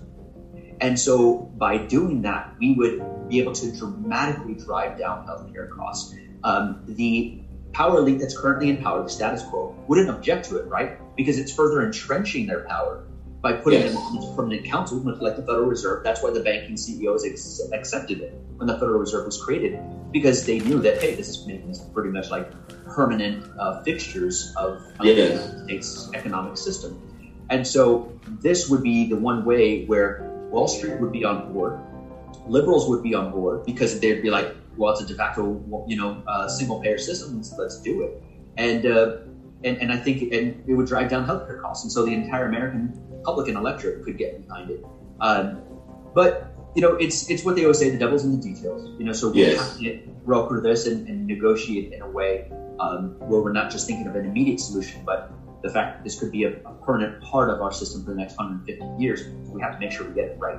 I felt like they rushed to the Federal Reserve System, and that's why they call it the Creature of Jekyll Island. Because it was just fraught with a lot of loopholes and which opens the door to potential abuses. But that would be my solution. And again, best of both worlds. The right would not object to that; they'd actually kind of like the idea. Liberals would too. Again, it's not everybody's dream. Neither side would be totally happy, but it would be a permanent solution to fixing our national healthcare system. And what are your greatest fears? One young man said he got into temperament doctor because I asked him, your student loan, what you could apply for student loan? He said, no, I would have, when I'm finished, I would have 40,000 plus interest. One of the young men said, because he had to look after his 5 or 6 other young children, and these are things that you can wait with. You you had an experience where you've seen all that and you've experienced it and you've seen all of that happening in society. Where vulnerable and marginal people, marginal groups in society are struggling too. But what are your fears as you think about this new thrust of yours and this endeavor? What are your fears and fears for the future, fears for the present? And second, this is a two-part question. And how do you plan to get over that? Okay, I missed the first part because sorry. What are your fears as you think about the future and this new thrust that you are embarking on? What are your fears in life? Oh, yes. My fears is based in history, which is that there's that old saying, "Don't kill the messenger." Everybody knows that saying, right? Well, it's a saying for a reason. It's that all throughout history, messengers have been killed. And so, unfortunately, we're trying to bring a message. We're trying to say something positive, something good. And unfortunately, some people just don't like being told that. And so that's always a concern, but especially in this hyper-politicized environment, we saw things happening like where, the Trump supporters were trying to run a Biden bus off the road. We saw all this ridiculousness, right? This radicalization of one side in particular, but both sides are becoming hyper-politicized and pulled apart, to both extreme ends. But this also roots back to gerrymandering. It's the Supreme Court has not had the political spine, to do something about it, and to put an end to gerrymandering and try to create a formula. They'd rather just do this hands-off approach and watch our republic erode from within. And so, I have my fears, and I have my concerns about doing this, about making it. The central part of my candidacy is that I'm going to be suing Trump in New Hampshire, right? Primary, And I'm so happy you brought that up. That's on the question. I wanted to ask you about. And you said that only certain people have that authority to do so, and so on and so forth. But sorry about that. Yeah. So unfortunately, the courts have elaborated on this term called standing. Where you have to have a direct injury, and a voter doesn't have a direct injury. I disagree with that. Just out there for all the viewers, I think that every single American would have a direct injury if somebody disqualified was running. But unfortunately, the courts have not held that.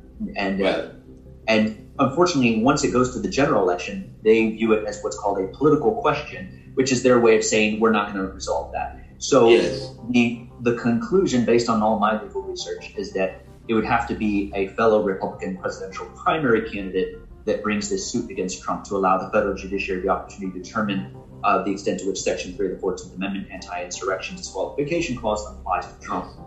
And I fully intend on doing that. And as you can imagine, with some of his fanatical supporters sorry for those of us who didn't understand what you repeat that again. You full intend on doing what? Oh, I fully intend on suing Donald Trump in New Hampshire. New Hampshire. The reason why it's New Hampshire is because that's the first Republican primary in the country. Okay. And so the filing for that would open, I believe, the second Tuesday of November 2023, so next year. Yes. And I would have to wait. I'm going to be there like the morning it opens, right? Yes. We'd have to wait until Trump files, and then we're both candidates. Yes. And then literally at that moment, we're going to just electronically file the federal complaint. Yes. And so at that point, it kicks off the litigation, between Castro versus Donald John Trump. And it would be the question of whether he's disqualified under Section 3 of the 14th Amendment, which says any person that has given aid or comfort or participated in any way in an insurrection is ineligible to hold public office. And so we'll see at that point if the federal judiciary has the time and guts to bring on this issue and to make a declaration. But I can tell you that, the fact that everybody's already rallying behind DeSantis in Florida is evidence that they think Trump is going down in flames. But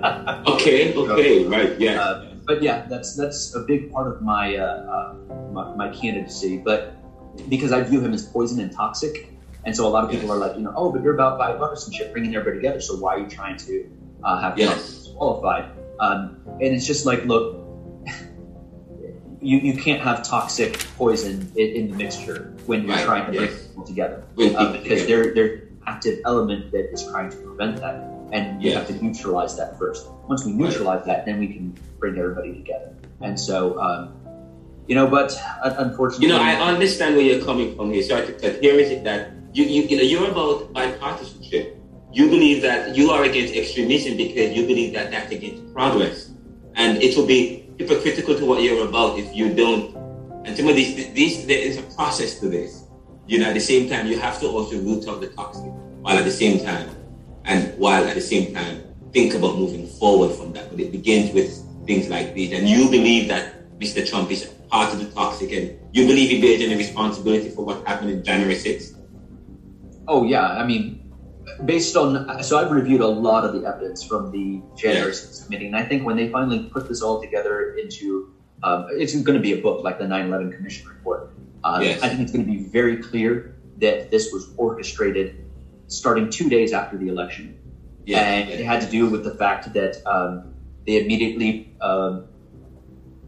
were immediately replacing people in the Pentagon.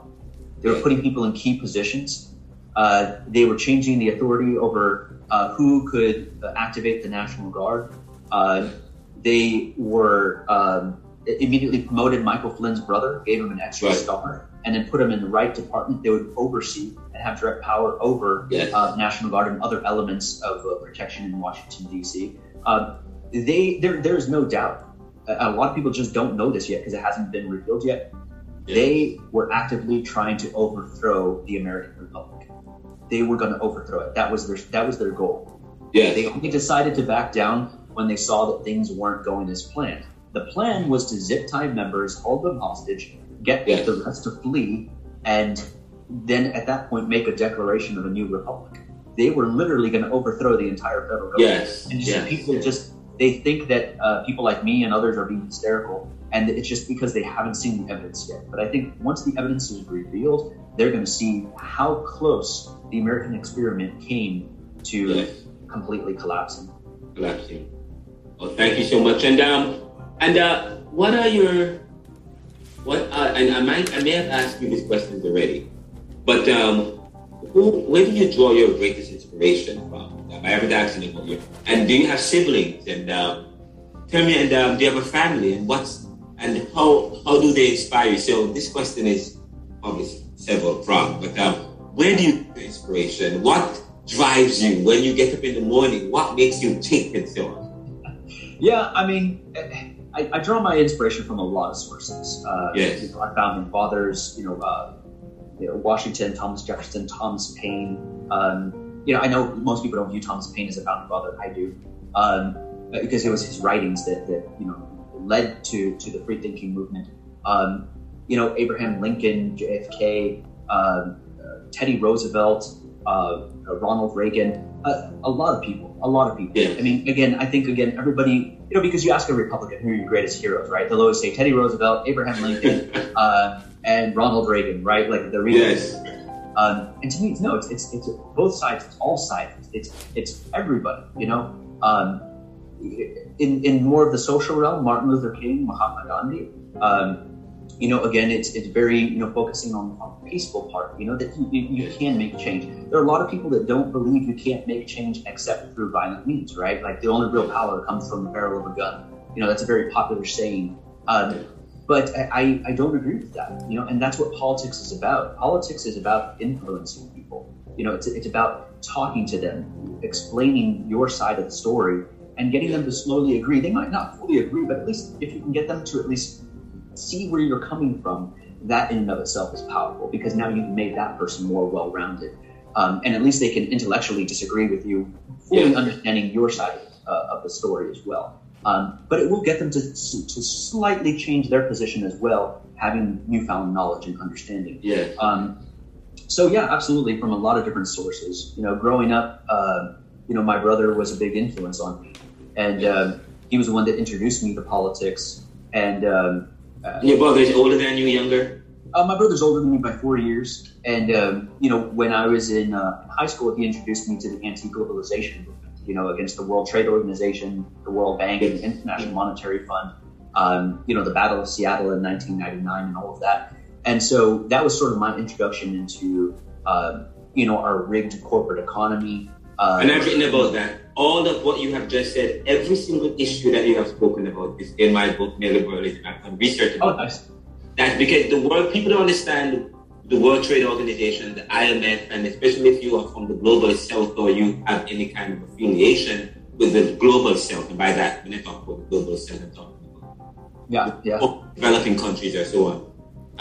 Many they have experience with the IMF and so on and so forth. So I can understand what you're saying here. But continue with that. Continue. I apologize for continuing. No. So because yes. Yeah. So that was my introduction into global politics, and then understanding how our rigged corporate economy works. Yes.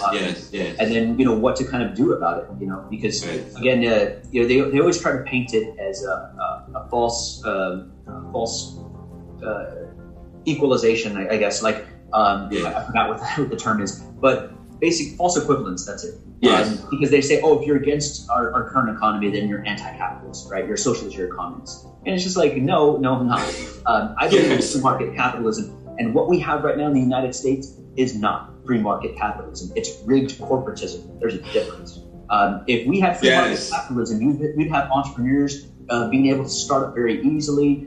You'd have a ton of, and you'd have a very robust small business economy, right? Think of the 1960s. We had more wealth. We had a robust middle class because a lot of businesses were locally owned. The local pharmacy, the local butcher, all of that. And now that's all been replaced with Walmart, CVS, Walgreens. And so, that means that when you spend money in your local community, it goes out. It goes out to Wall Street investors in New York. And so, again, that's what I always tell people, because once I start talking about labor unions and living wages, a bit rare to think like, you're a socialist. It's just like, yes, that is true. It's true liberty in the freedom of contract. And then I tell them, if you really want to get into what capitalism but you're about protecting capitalism. Mm-hmm. You're about, in other words, so you're saying that the capitalism that we have now is not the capitalism that we have then, the one that promotes individualism and fairness and free competition and so on and so forth. So you're saying that by promoting some of these unions and having stronger involvement in government and so on, this is important. Yeah. Absolutely. Yes. Yeah, absolutely. And I felt like it was really good in the 60s, Yes. But then, all throughout the 70s, especially the 80s, and 90s and 2000s, you had this consolidation of corporate power. Yes. And I know that, look, naturally in a capitalist economy, you're going to have corporations emerge, right? Because they provide us a better product, a better service. But then again, like I mentioned before, you get into that uncompetitive behavior where you start sabotaging your competitors. You start abusing the lobbying process to create new illegal barriers to new entrants. And again, it's me having later in life studied at Harvard Business School and starting to understand how they do manipulate the system later, that I started understanding so that's how they got to the position that they're at now. And so the question is, how do we resolve it now? Well, we have the laws on the books, the anti-monopoly laws. We're just not enforcing them. Because every time we think about enforcing them against Google or Facebook or AT&T or any of these corporate Goliaths, they start pumping millions of dollars in federal lobbying. And they buy out state legislatures. They bought out the entire U.S. Congress already. And so I mean, it's unfortunate, but like I said, my background, my knowledge, and my understanding, I know how to approach this. I know what needs to be done to actually fix the system, and it would be in a way where we could definitely get bipartisan support to rally behind it. Great, and finally, you just said something about companies being bought out and so on and so forth. One young man said to me, ask John Castro this for me, please. I'm like, what is it? He said, ask him, I hope, what are his plans before he gets contaminated by the system? No, and this is a fair question. I mean, he said that a lot of people have great intentions and pure intentions, and then they get into office. And I need to a lot of people have pure intentions and so on. Yeah. They get power corrupts and absolute power corrupts. Absolutely. Right. So, and then the lobbying system in Washington D.C. was. We're going to pause you. I actually have the question from the gentleman. I'm going to play it for you, and then you will hear Mr. Castro's response. And as you think about our political leaders, what did you want, before the question for Mr. Castro, what do you want our leaders, community leaders, and state and political leaders, what do you want them to know? Because you want them to know. You are within a particular social, you touch base with so many people in community, and you represent a lot of people who have the same mind and experiencing. So based on where you are, what would you want the leaders to know? What message would you tell them? I want the leaders to know that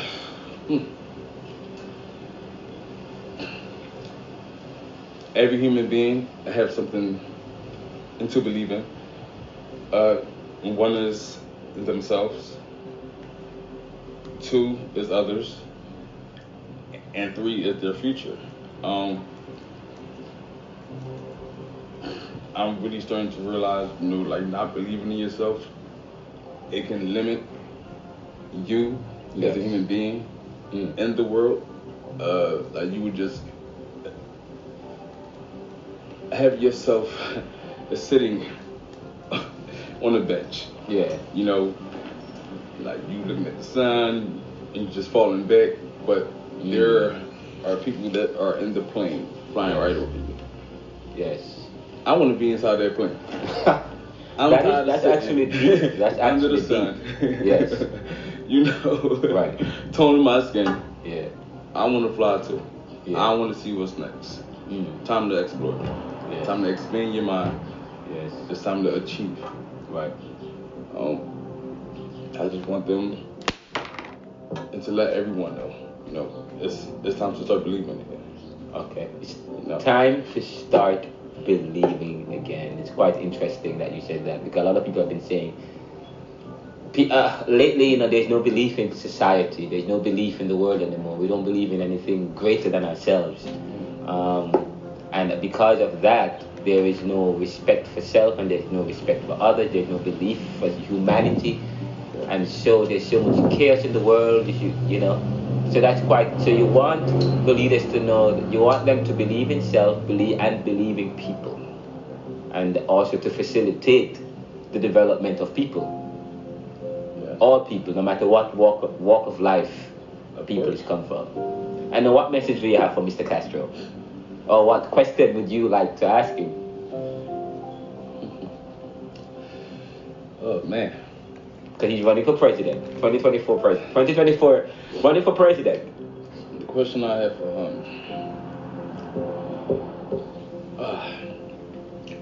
him, we all know, and one part of this job is to do the right things and to care for the people and provide service for the people. Yeah. But what is his plan? Not the states, not the government. What is his plan that he has set for himself before he has stepped into office? Okay. What he wanted to do. Okay. As far as making a difference. Because when they get to the office and everything, they start speaking. Their team behind them. Right. Is what set policy and influence them and stuff. And okay, so you want to know what was your agenda? What interesting. That's a good question. That's for Mr. Castro. I know you listen to the show sometime.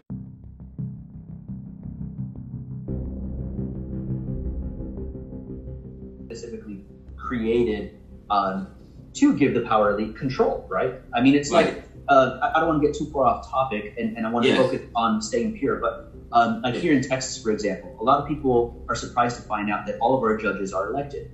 Even our Supreme Court judges are elected. And so people ask why. Well, you have to go back to the founding of the Republic. The landowners, which were the aristocracy at that time, the elites, status quo, they did not like the idea of an independent judiciary. So what did they do? They made judges electable. Why? Well, because through elections and bankrolling their campaigns, you can effectively control the judges.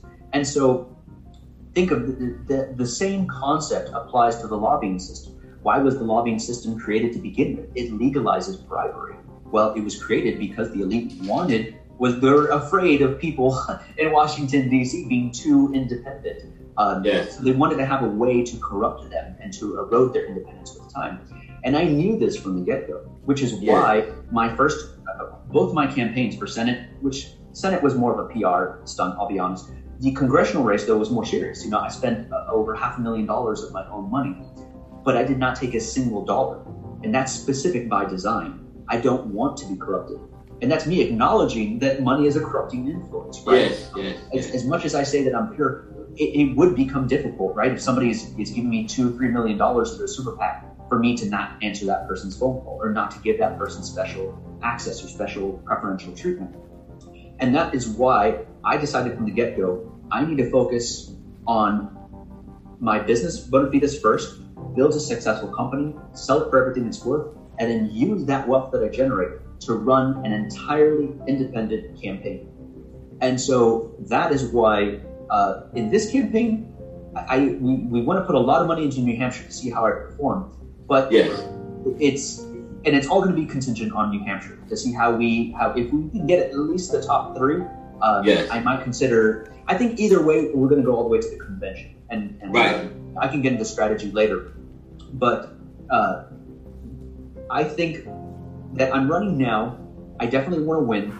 We want to see how we're going to do in New Hampshire, but I'm still young. I'm 38 years old, and I fully enjoy. You're how old? 38.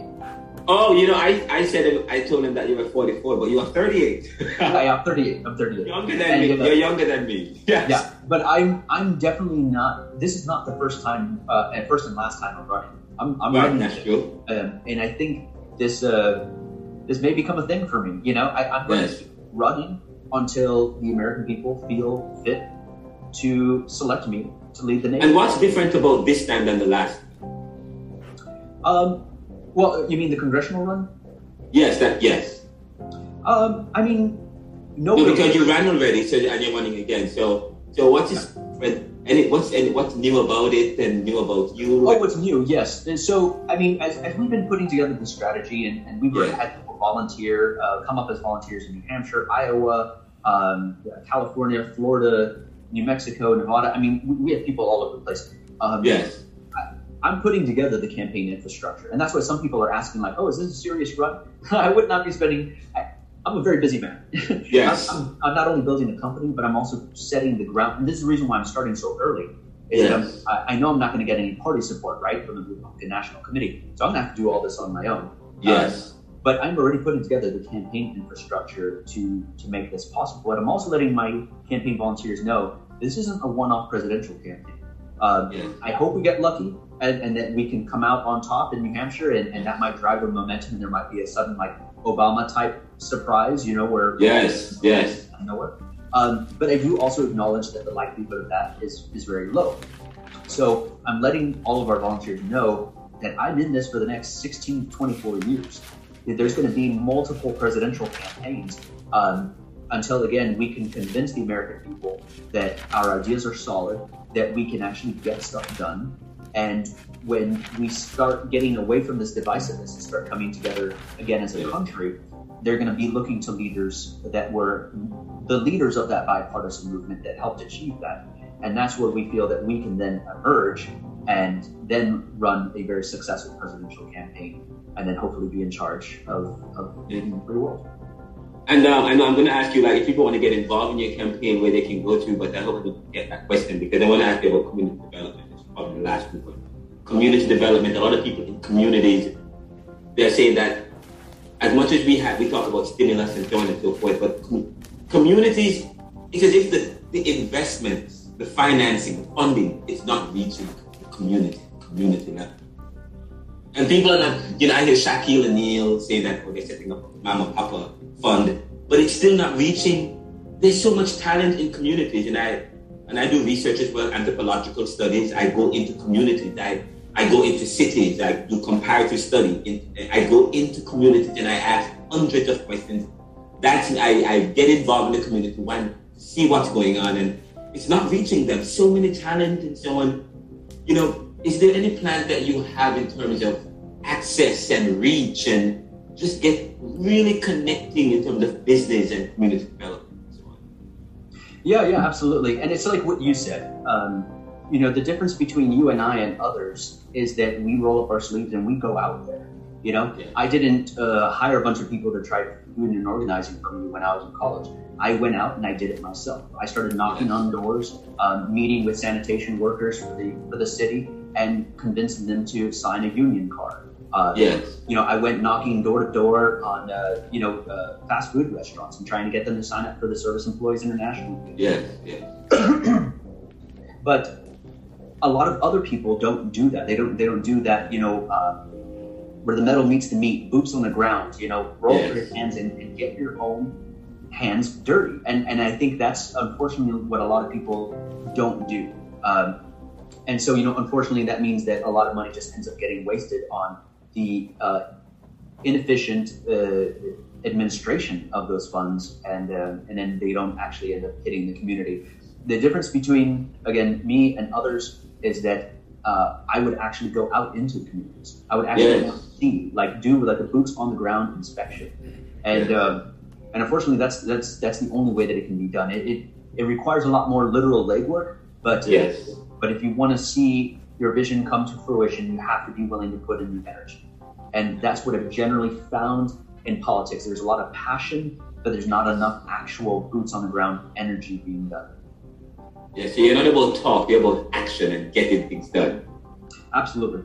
I mean, you have to have a good plan, right? So you don't want to get in there without a plan. But it's this, again, balance. I've found that there are a lot of leaders out there that are too obsessed with precision. They want everything to be accurate before they pull the trigger. But then a lot of times that obsession with precision can lead to inaction. But then there's entrepreneurs like me, right? That we just sometimes roll the dice, shoot first, ask questions later. And then that's reckless, So that's this extreme end. And so what I've generally found, being in both politics and business, is to find that middle ground, where you can do the planning, but also you have to have a clear red line that by this date we're pulling the trigger. So do the best you can planning, but then you eventually have to execute. And again, you have to actually be boots on the ground and inspecting these communities and making sure that the funding is actually reaching them. And so again, having personally experienced that, I think it puts me in a really good position to and a lot of people don't like this, micromanaging. They view micromanaging as a bad thing. In the business world, it can be a bad thing sometimes.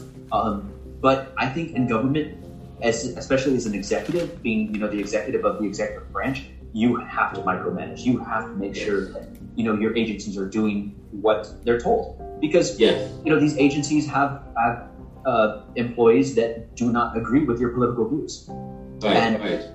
This is what is sometimes referred to as bureaucratic resistance. Biden is experiencing this right now with Trump holdovers. And Obama experienced it with some of the Bush holdovers. You'll always have the bureaucracy, and these are just ordinary people that don't agree with your political views, and you're trying to implement a policy, and they're going to do everything they can to derail it.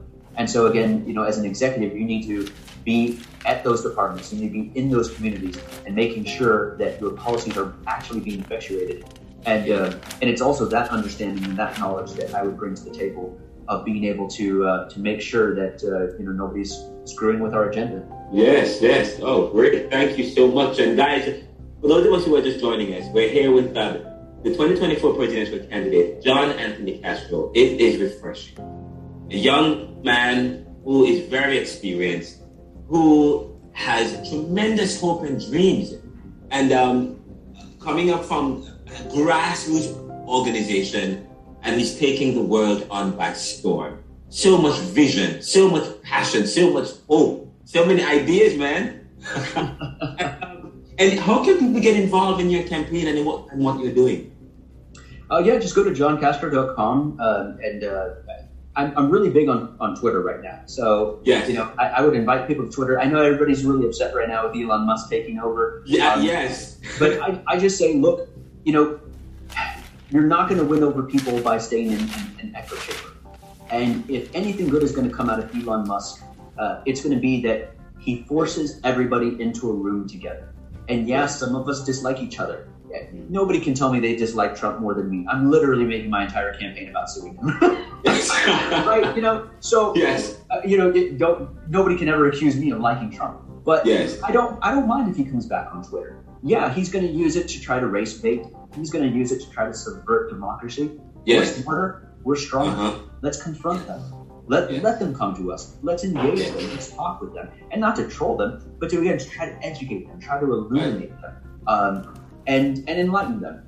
And I'm not afraid to back down from a fierce debate. But I've generally found that social media has done that to a lot of people. They're afraid to others that oppose their views. And and again, I think that's one good thing that could come of it, which is that it could actually help bring us back together again, force us to talk to each other, and hopefully things will get better. Thank you so much. And you have the last word. Do you have anything that you'd like to say to anybody here, to the audience, and just the people as you seek to become a great leader in this country? Yeah, just don't get discouraged with short-term losses.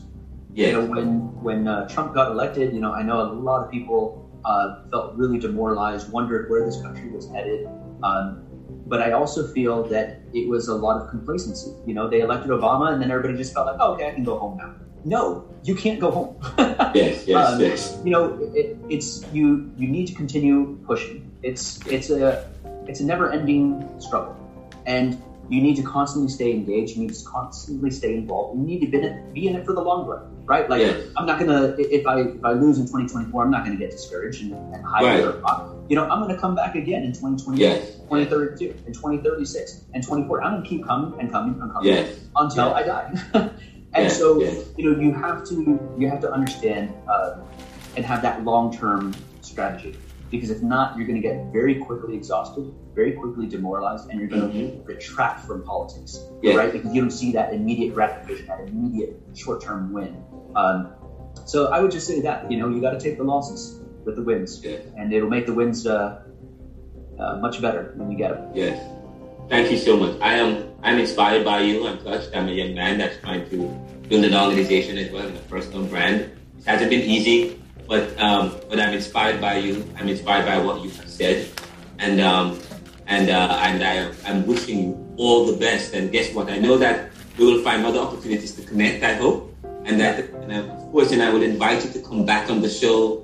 And as we grow and as we get better and bigger, and for those of us who listen to the show, thank you so much.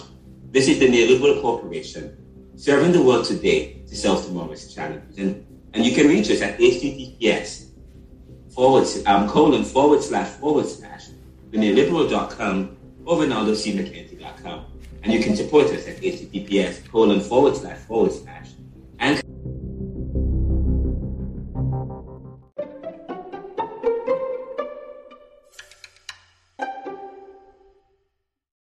Welcome back, and what an amazing interview. He spoke with me for over 2 hours, and let me summarize, because I summarized part A. In summary of the second part of the interview, we learned this.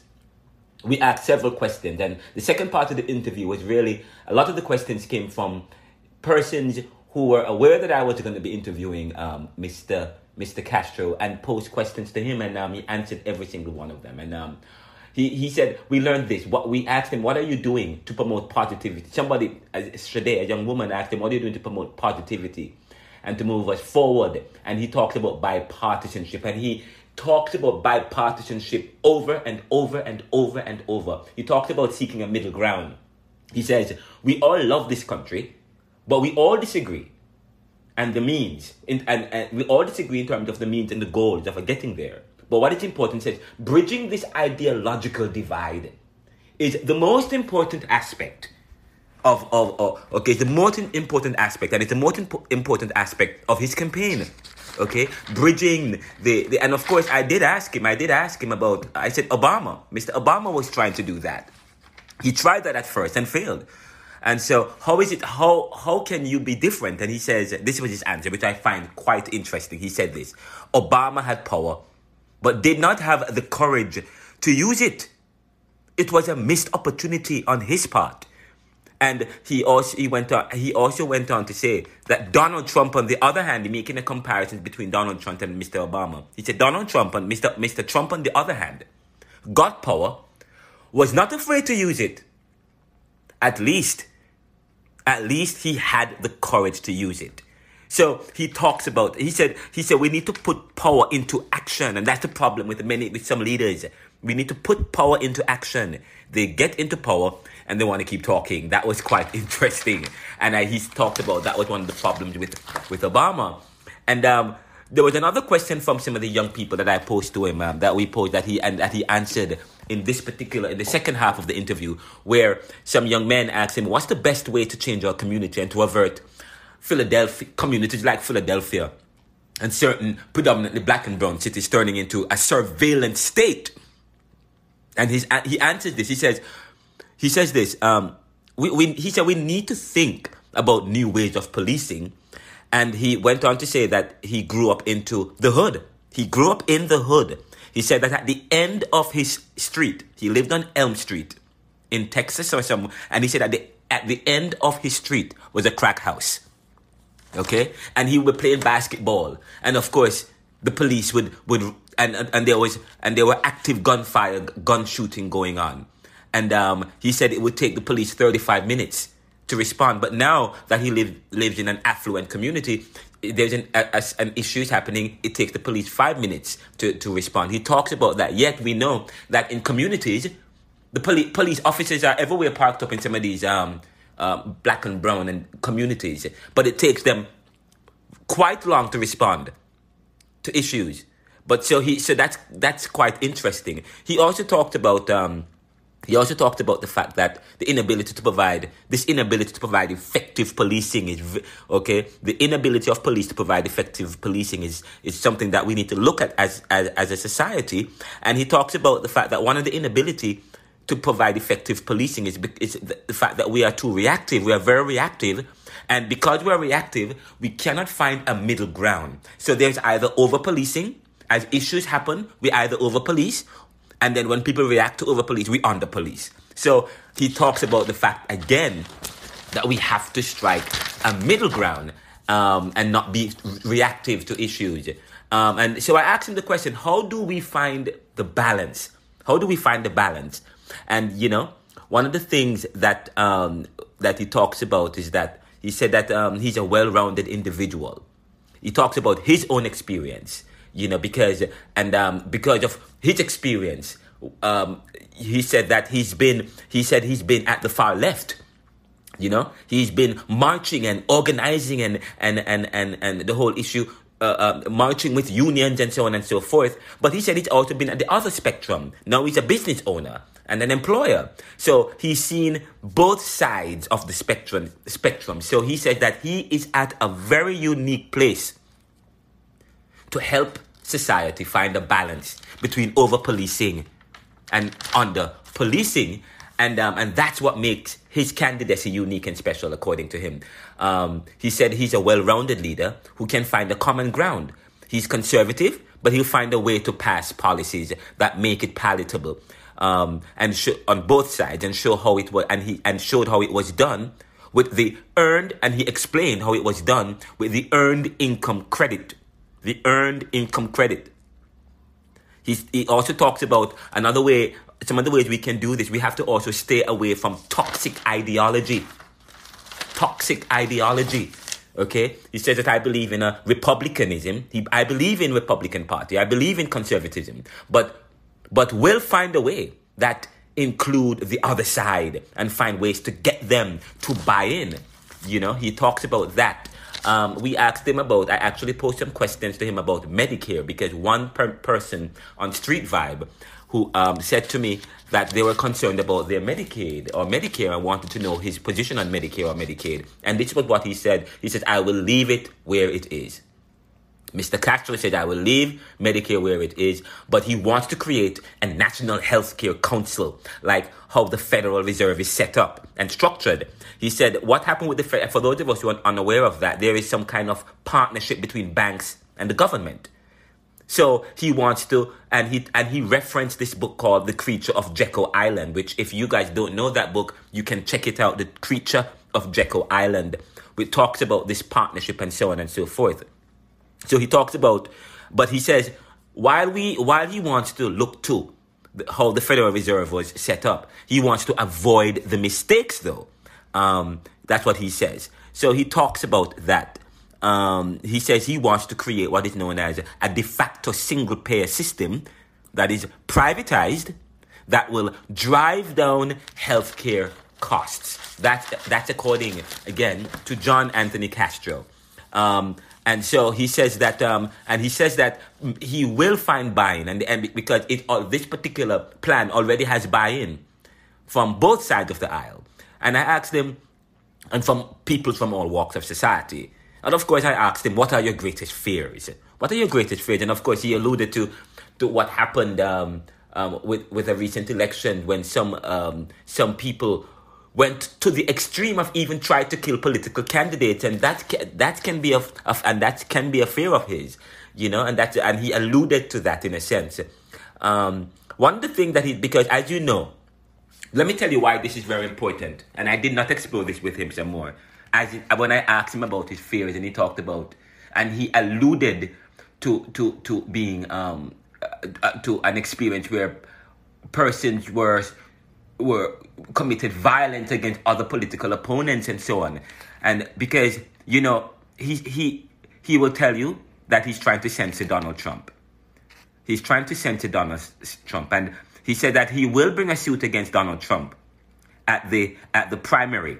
The New Hampshire primary, the first GOP primary, which will happen the second Tuesday of November in 2023, Mr. Castro will bring a suit against Mr. Donald Trump for giving aid or comfort to the January 6th insurrectionists.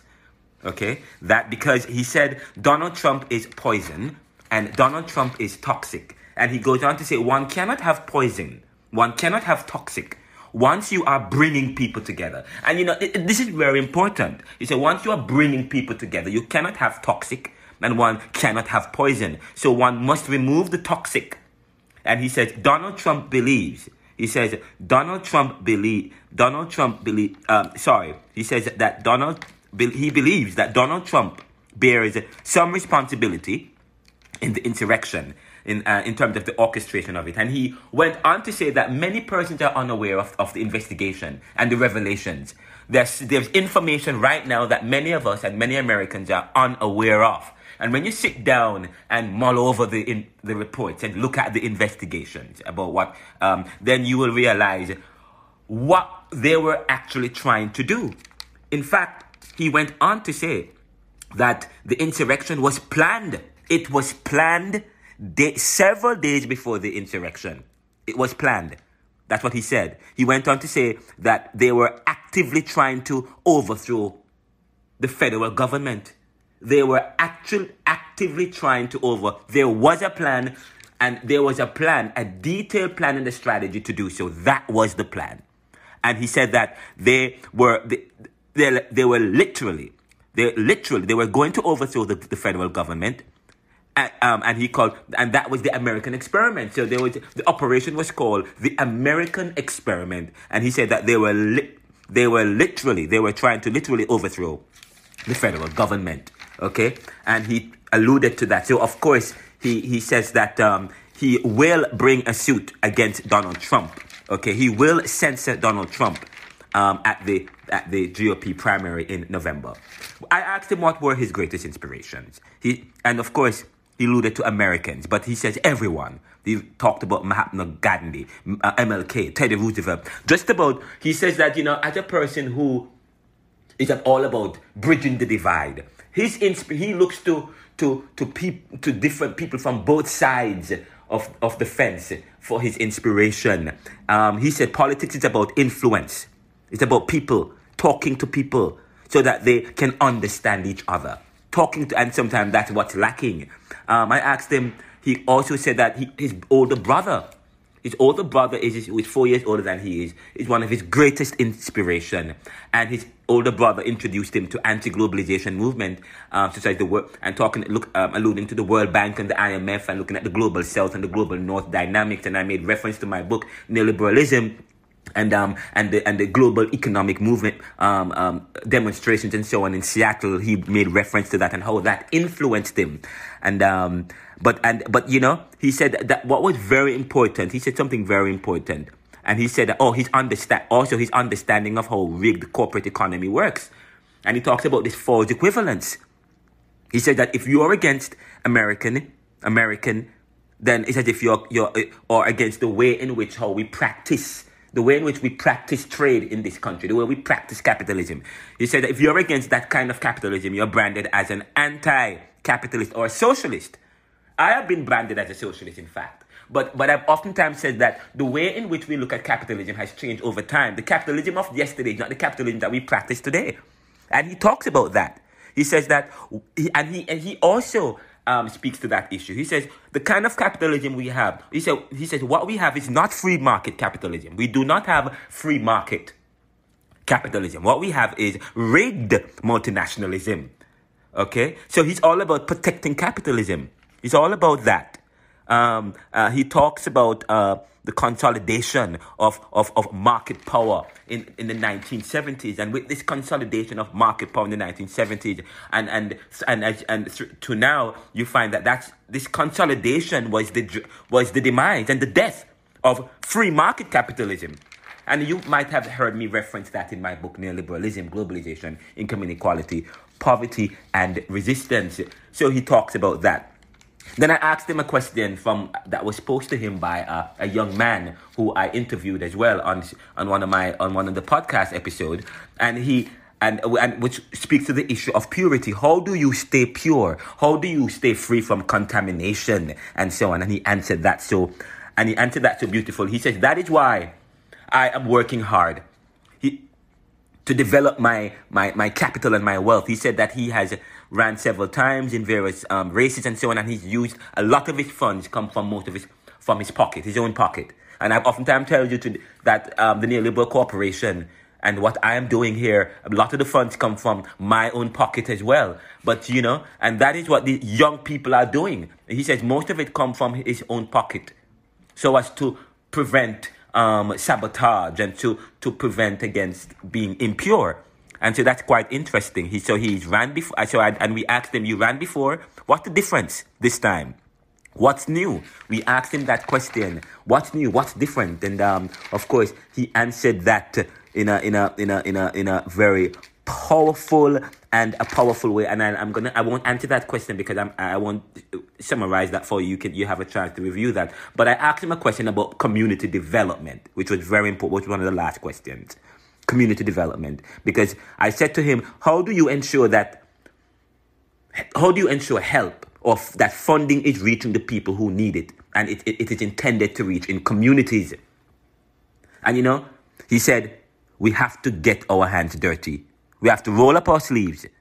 And he says, you know, what we have is a lot of these agencies, that the money gets wasted on administering the policies. But because the boots not on the ground, the boots, we need to get people on the ground. There needs to be the legwork. And he says that leaders are too obsessed with precision. And he talks about the fact that we need to find a middle ground.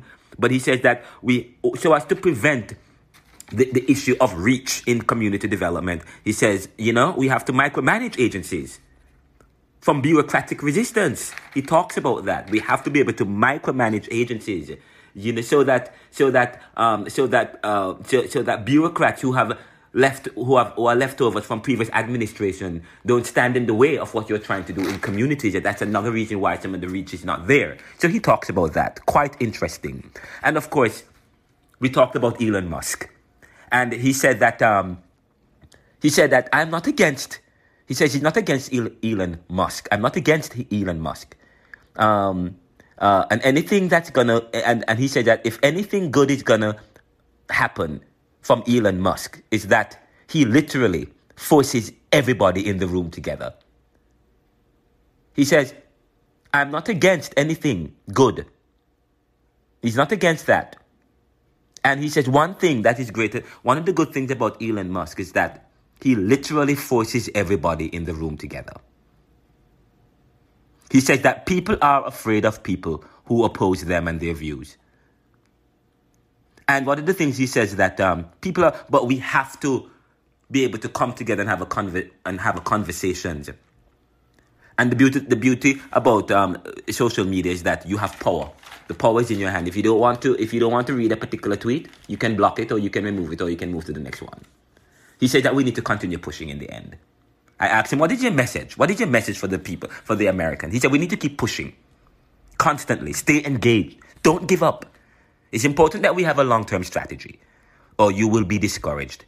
And you must take the losses with the wins. Again, I asked him, what is your message to the American people? He said, don't get discouraged with short-term losses. We need to continue pushing, constantly stay engaged. Don't give up. Having a long-term strategy is important, or you will be discouraged, and you must take the losses with the wins.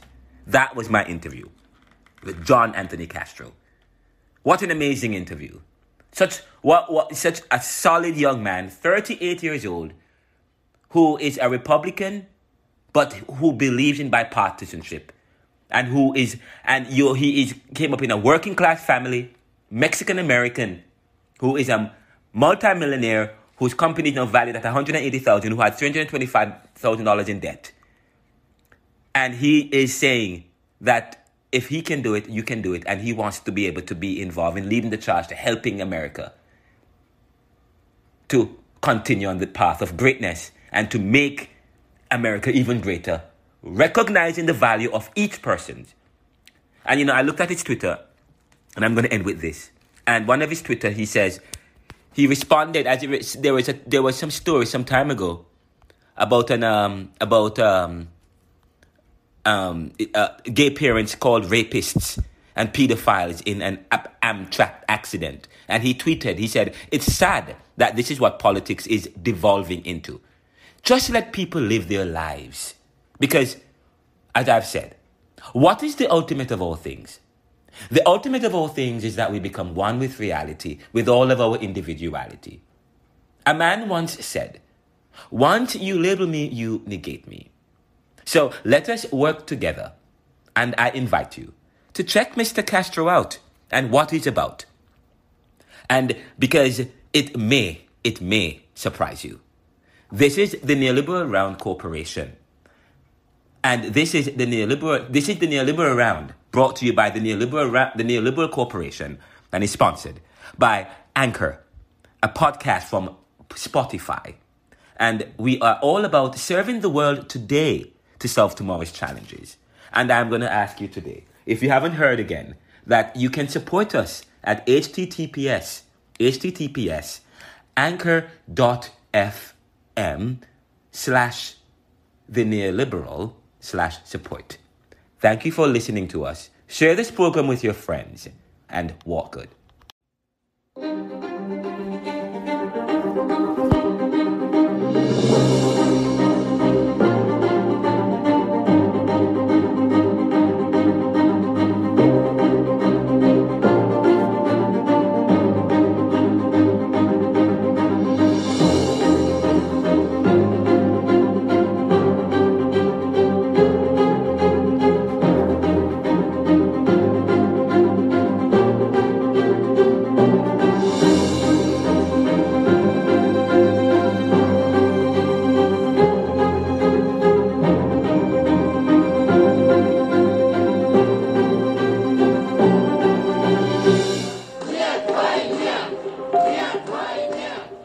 The Neoliberal Round Podcast is brought to you by the Neoliberal Corporation.